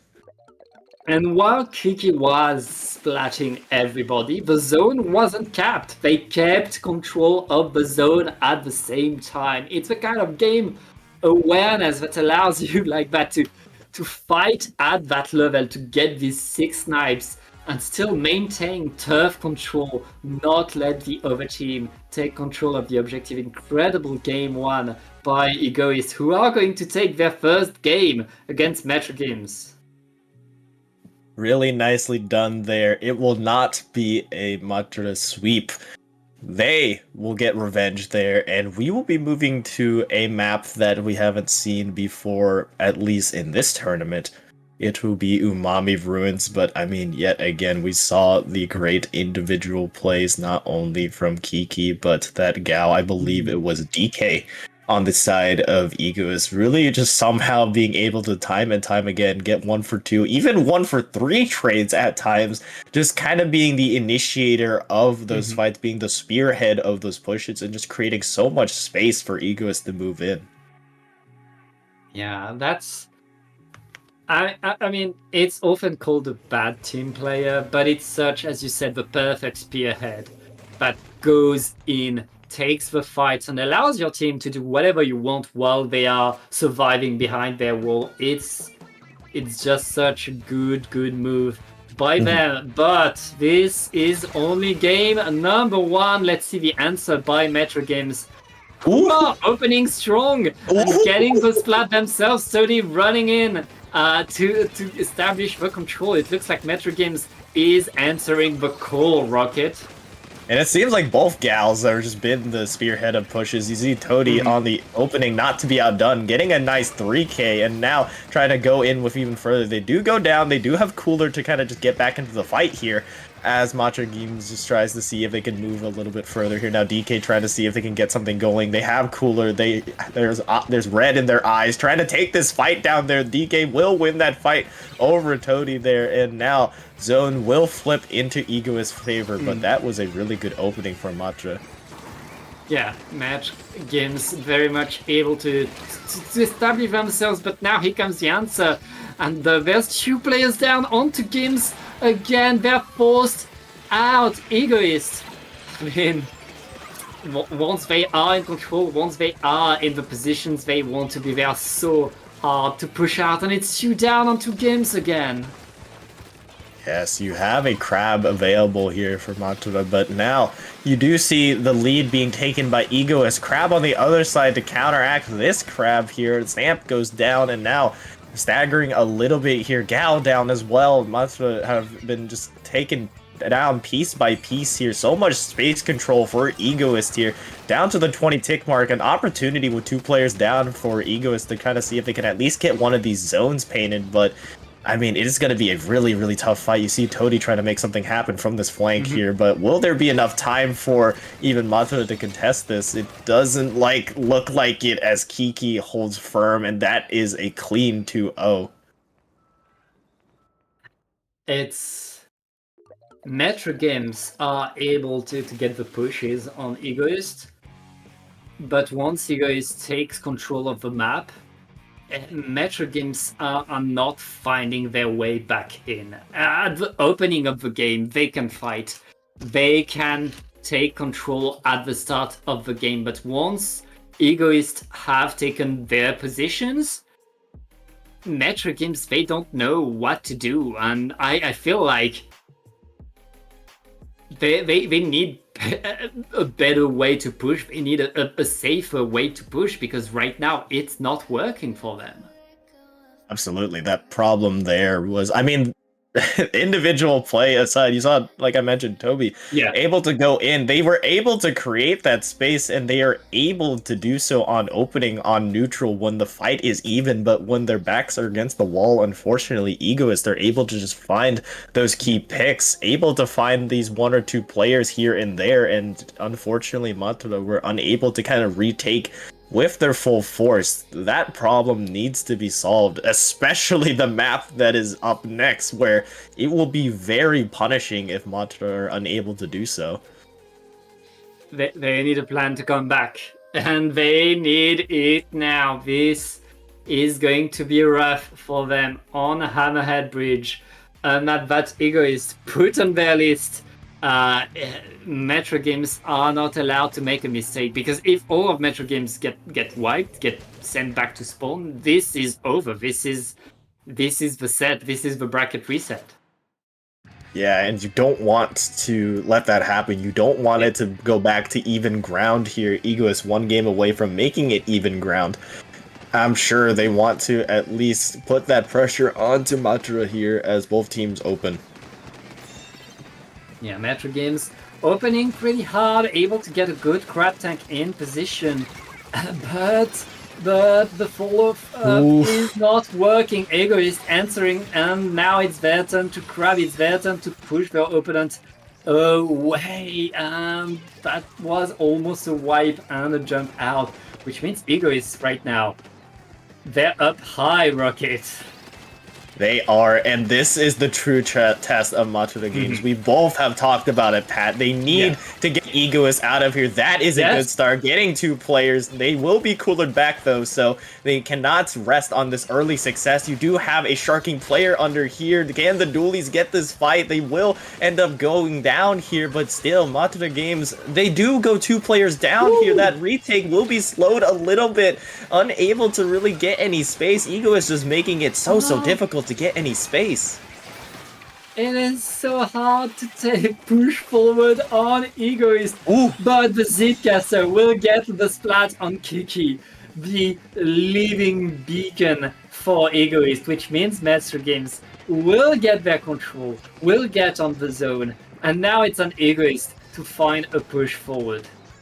Yes, now this is the time you need to hold here for Matra Games. You cannot afford Egoist to get in a clean retake. You did see that Slosher go down earlier, but now the full force of Egoist is here. The opening pick will go into favor of Matra Games as Kiki and the Gal fall here. Now a great opportunity to take this lead. A nice pick by the Stamper onto Sal here. Just the Dualies remain on this right side. Now down to the 30-point mark. This lead could easily flip here. Egoist do have trip strikes to kind of invest here. They won't go into the zone in time to take that lead, but will they be able to at least stop the knockout? That is the question. They will go in here. Ego is trying to see if they can hold it so desperately here, but they do lose the zone, at least temporarily. Much of the games is trying to hold it with everything they have, but eventually Egos do find that retake. Yeah, and right now Egoists have lost the lead, but are able to set themselves up in front again. Yeti with the splash pushing in, but is punished. It's a bloodbath right now, right? Yeah, so many players going down on that key position here. Matra Games needs to get in a retake here. Retakes the ultimate test on this map. 2 players down. Time is winding down. There, you have to think now this is the last team fight here. If you want to get back in, Egoist does lose their gal initially here. You need to go in soon. The trip strikes are there. There doesn't look like there's enough pain. Finally, the pain goes on, but 3 players fall from Matra Games on that retake, and that will seal the deal. Egoist will win that set in a 3-0, and we are going to bracket reset. We're going to a bracket reset, but I mean, when the bracket is reset 3-2, you can feel good. You have more to do. You have more to say. Right now, Metro Games just got pummeled. So hard. Egoist getting 3 KOs. Just to get there, they're done with this, and Metro Games need need something else, something new. They need to switch up their game, and they need to do it fast. Yes, it's back to the drawing board with them. I mean, I did like that they were able to get in a retake from Egoist, but the second retake, the important one, just unfortunately did not go their way, as yes, they did get that initial pick, but then afterwards, on a 4v3 retake, they went 3 players down, basically at the blink of an eye, Pat. There's so much happening, I was a little unsure of kind of what happened there, but I mean, here, clean slate, Egoist on equal footing. The maps before us are going to be the final maps played for this tournament to determine who will win Triton-Cup 106. And we're starting off by returning to Umami. Yeah, back to Umami. Egoists have to feel pretty good about this. But Metro Games, they know what's about to happen now. They know what position Egoist wants to take, what special they're going to use where. They need to talk as fast as they can. Okay, what happened the last time we faced this team on Umami? How do we adapt to that? How do we get faster? How do we get stronger? How do we stay alive? How do we stay coordinated? Yes, and if you're on the side of Egoist, I mean, just keep the ball rolling. 2 of these maps are maps you won on the previous set, Umami in game 1 and Hammerhead on game 4, if the set goes that long. But I mean, still, you have to be feeling good. But if you're on the side of Monster Games, you can think, hey, maybe if we change things up, we can go into Marlin, we can go into Inkblot and kind of change the script here. But it all starts on game 1. Let's see if Egoist can kind of continue this, as we will see a change there, bot going to that new 96 for cooler there, as that will mean there will be no pen on the side of Metro Games. Yeah, Metro Games switching things up, trying something new. That's what you need to do. That's the risk you have to take if you want to get back into these grand finals. And right now, Metro Games are pushing in, starting the crab to the side and taking control of both of the zone.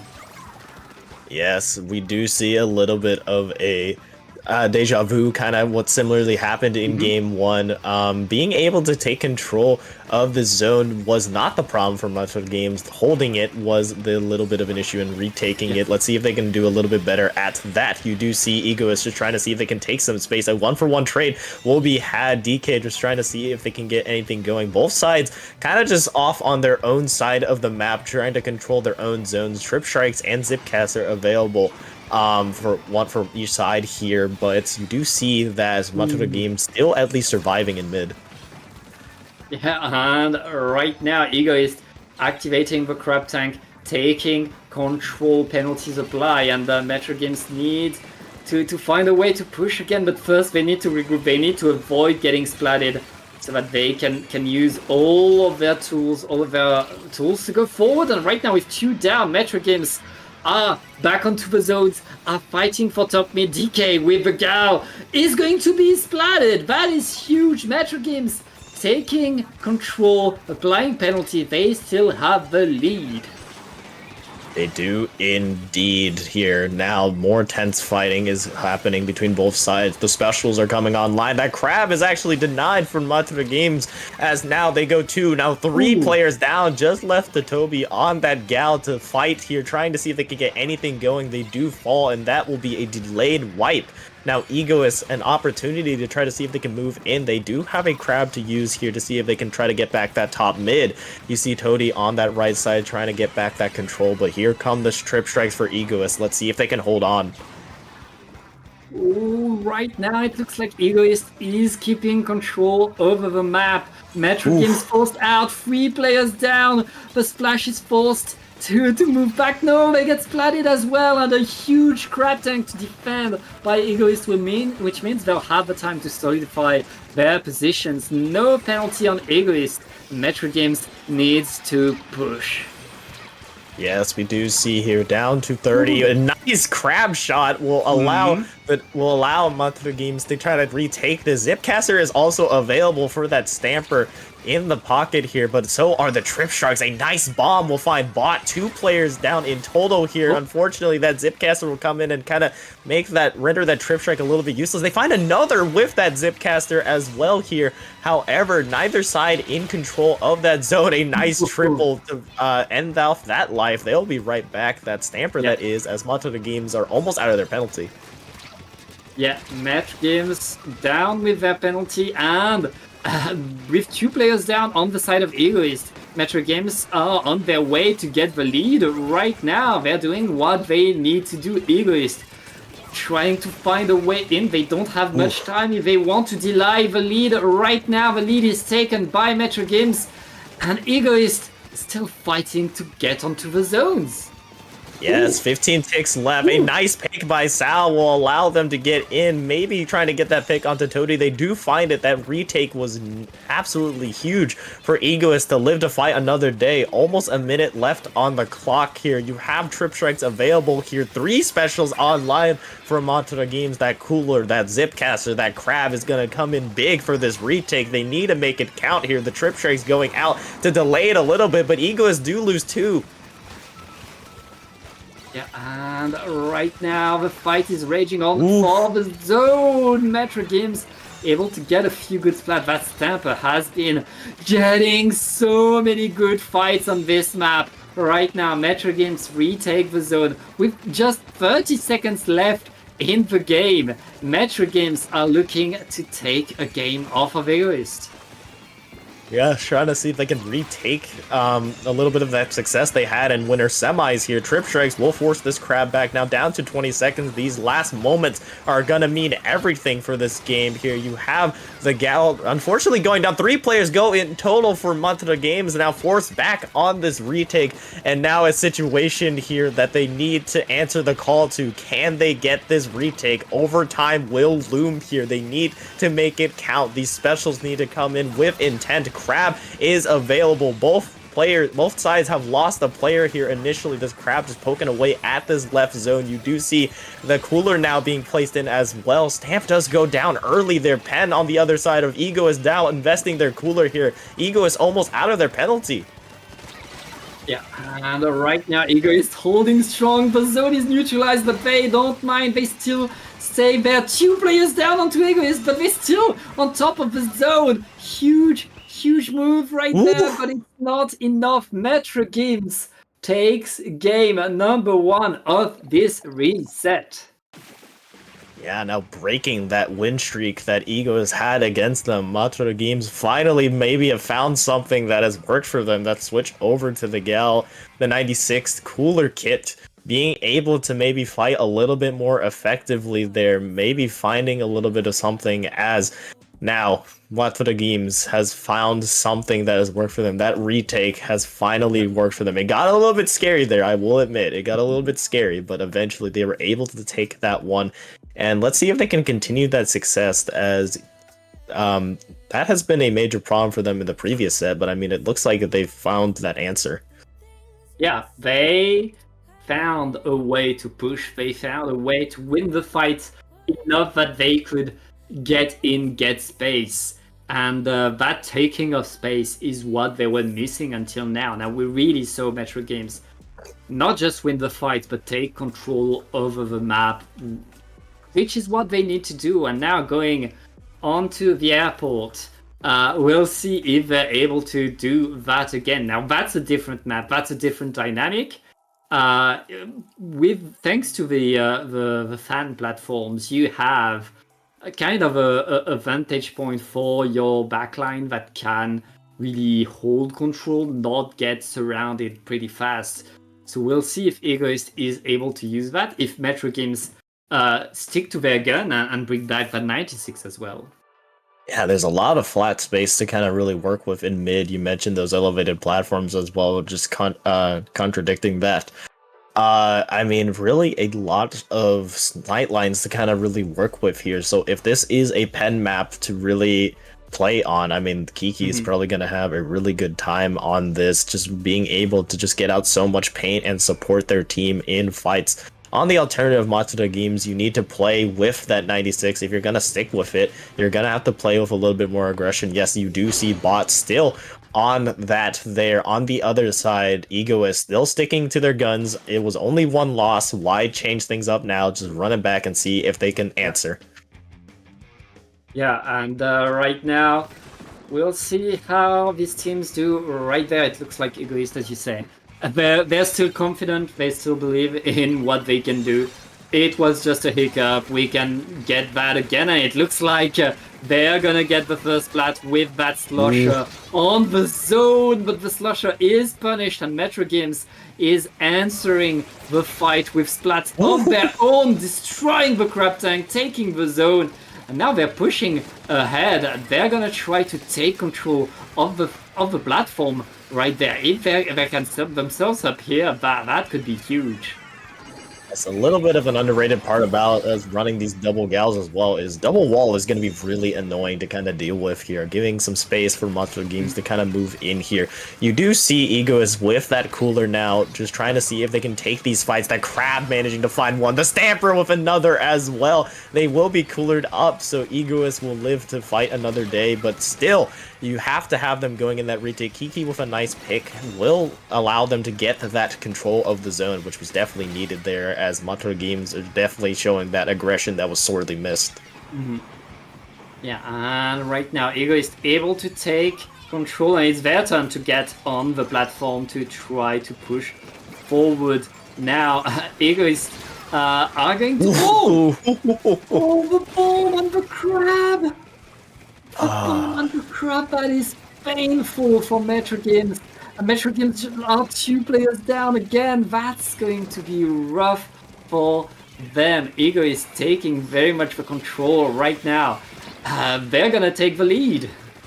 Yes, they are. It's just an unfortunate predicament to be in. Yet another crab. Get that away from your teammates. Make sure they don't blow up next to it here. Now, with Egoist in the lead, now they have a little bit of time to kind of work with here. I believe that was a jump in from the dualies. Yep, they will find one. Unfortunately, they do go out, but they will take that trade just based on the predicament they were in. Another pick will go Egoist's way, as Kiki trying to go back into the control of the zone, forcing the 3-player down situation as well. Now with the wipeout on top of that, Egoist back in business. Another quick retake. Back in business and back on the fan to really establish themselves, take control, and the power of a pencil right there. Now the pencil outranges everybody on the side of Metro Games. Metro Games are struggling to push. What is that crab? That crab in this enemy spawn right there.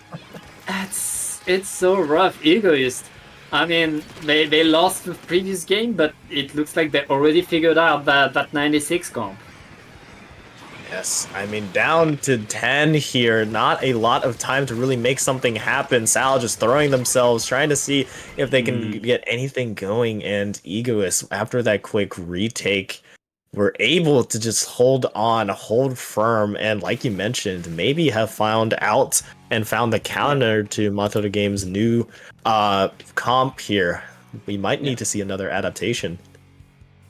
I mean, the fact that this 96 doesn't have wall but has dart makes the weapon has great potential, is going to have great highs, but is also very risky compared to the 96 Deco, which guarantees you can stay on the map when you need to. This guy, it's pure power, but it's very much a glass cannon that you have to be prudent. You have to look to the side at all time, and you can't miss a single shot. I also think an underrated part about that as well, Pat, is it's special. It was played as the cooler weapon. You can't afford to take some aggressive fights that maybe the Deco could have taken, because the 96 for Matsuda Games is the backline. There is no longer range weapon on that, and just counteracting that is Kiki's pen. So it's going to be really difficult for bot here. They will stick with this 96 build. Maybe the thought is, okay, Marlin Airport doesn't really work well against for us here. Maybe Inkblot will be a little bit better. Yeah, Inkblot will have different flank routes and different ways to play. Or let's see how these teams do as Egoist is already surrounding the zone, painting it, and getting flanked by both the Crab on one side and the Stamper on the other. Metro Games with a crazy good opening now, getting splat after splat. They're gonna take control. Yes, they are. This gal on this left side just trying to see if they can take the fight to Egoist here. Matsuda Games have been really, really consistent, Pat, at getting first control of the zone. It's just a matter of, again, not to beat a dead horse, these retakes that has really been killing them here. And that's part in parts of just how well Egoists have been able to do so. But as I've been speaking here, 2 players have gone down for Egoists, and Matsuda Games have already knocked themselves down to the 35-point mark. Yeah, very great game right there by Metro Games, who are still in control, looking to get a quick KO. Egoist not finding much, 2 players down. That Crab Tank and the Strikes are attacked by the Zip. The Zip is getting the splats. Can they keep the zone? Metro Games trying to fight for it. There is so much yellow on the zone. Egoist needs to cap if they want to stay in the game, and they're able to fight it right there. Ooh. So, with the Slusher is getting the jumps and securing it. That was close, Rocket. It was. If Bot was able to win that fight against Sal, it would have been curtains there. Toady managing to find 2 will equalize things out here. That was very, very dangerous from Egoist, but nicely done by Sal to save that game here. Yet again, though, they are forced on the back foot. They have to retake yet again. Matsuda Games there with a really nice hold. And now it is all pressure on Egoist to try to make their move. Cooler is placed, but they do have trip strikes as well to retake. And right now we see Metro Games still defending so strong, and that Zipcaster deployed to delay everything on the side of Egoist. That's such great moves, and with just a few seconds left, Egoist needs to paint. They should be able to, but they lost a few too many players. Can they paint in time? They need to paint. They're not able to paint, and there's no penalty left.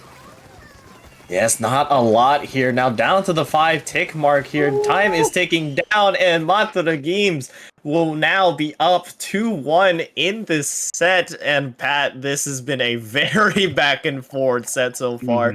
Quite unexpectedly there in a very dominating fashion.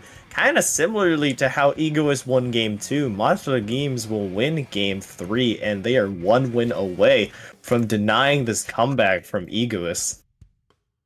What a roller coaster right there. After the reset, it really looked like Egoist was going to win this, was going to absolutely destroy Metro Games, but Metro Games got back stronger than ever. And right now they're looking at a match point. They are looking at the whole tournament's crown. And the Egoists, back to the wall, are going to go back to a map at least that we know they like. It's going to be Hammerhead Bridge. Chat, remember, these teams have played against each other before. 6 games have been played before this set. 9 games in total up until this point. Both teams have gotten a sweep over each other in a previous set.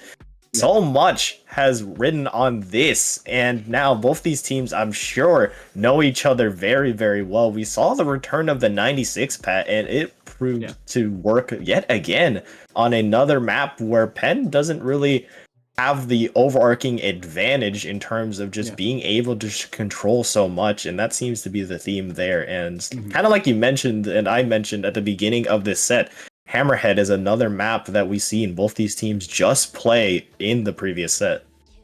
Yeah. Now, the dart that this 96 has outranges the pencil.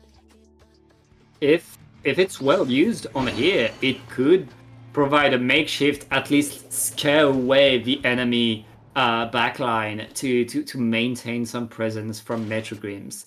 Now, weapons are not changing, and both of these teams know what they want to play. It's too late to change the game plan now. It's all about going in for the fight, winning the next push, that opening could decide a lot, and right now that opening is yellow. Metro Games pushing in, getting a triple, looking to confirm, yep, that's a delayed wipe, and with a tactical, Metro Games are very much in control.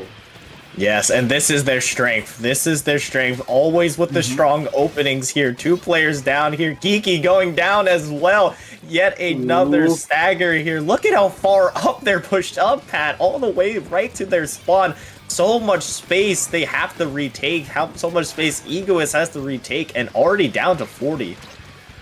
They're not stopping. They're still up there in every fight with all of their players. And they get the splat on Kiki again. Make that a double. Huge moves by Toddy. And I mean, Metro Games are just right now riding the momentum. This could be the tournament. Rocket, This is the tournament. They get it. Metro Games is your Triton-Cup champions. Hey, I mean, they were struggling a little bit with retakes, but they just said, hey, let's just win the first opening push so we don't have to retake at all. A straight 100-0 on Hammerhead.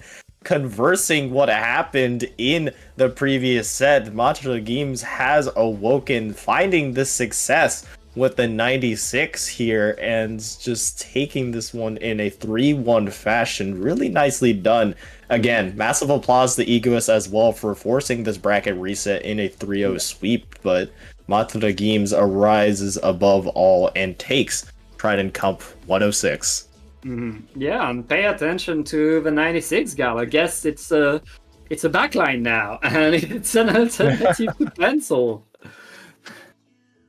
Yes, really nicely done from them, and kind of just taking the fight to Egoist. You saw the constant staggering, really leaving no space to really operate, and I believe you mentioned it earlier, but you mentioned that Matsuda Games needs to be a lot quicker in being able to kind of take this back, because that's what Egoist was doing earlier, and they definitely did that. They definitely did that in Game 4. Yeah. They didn't waste a split second going forward, getting every fight. It's very much Metro Games losing their fear and going forward. That worked for them. Congratulations to them. They are all Triton-Cup champions. Which means it's time for us to say goodbye. And before we go, Rocket, where can we find you on the internet? Yes, you can find me right down there at Rocket1 on Blue Sky, and want to give a quick shout out to our observer, CKK, in the background for this entire tournament, doing all these wonderful graphics and transitions for us. Pat, where are you? You can find me on Blue Sky at PatGeoTom. It's written on the screen right now. Always a pleasure to cast Devil Tournament. CK, thank you for your awesome job. And thank you all for watching. We'll see you in the next one. Bye-bye. Take care.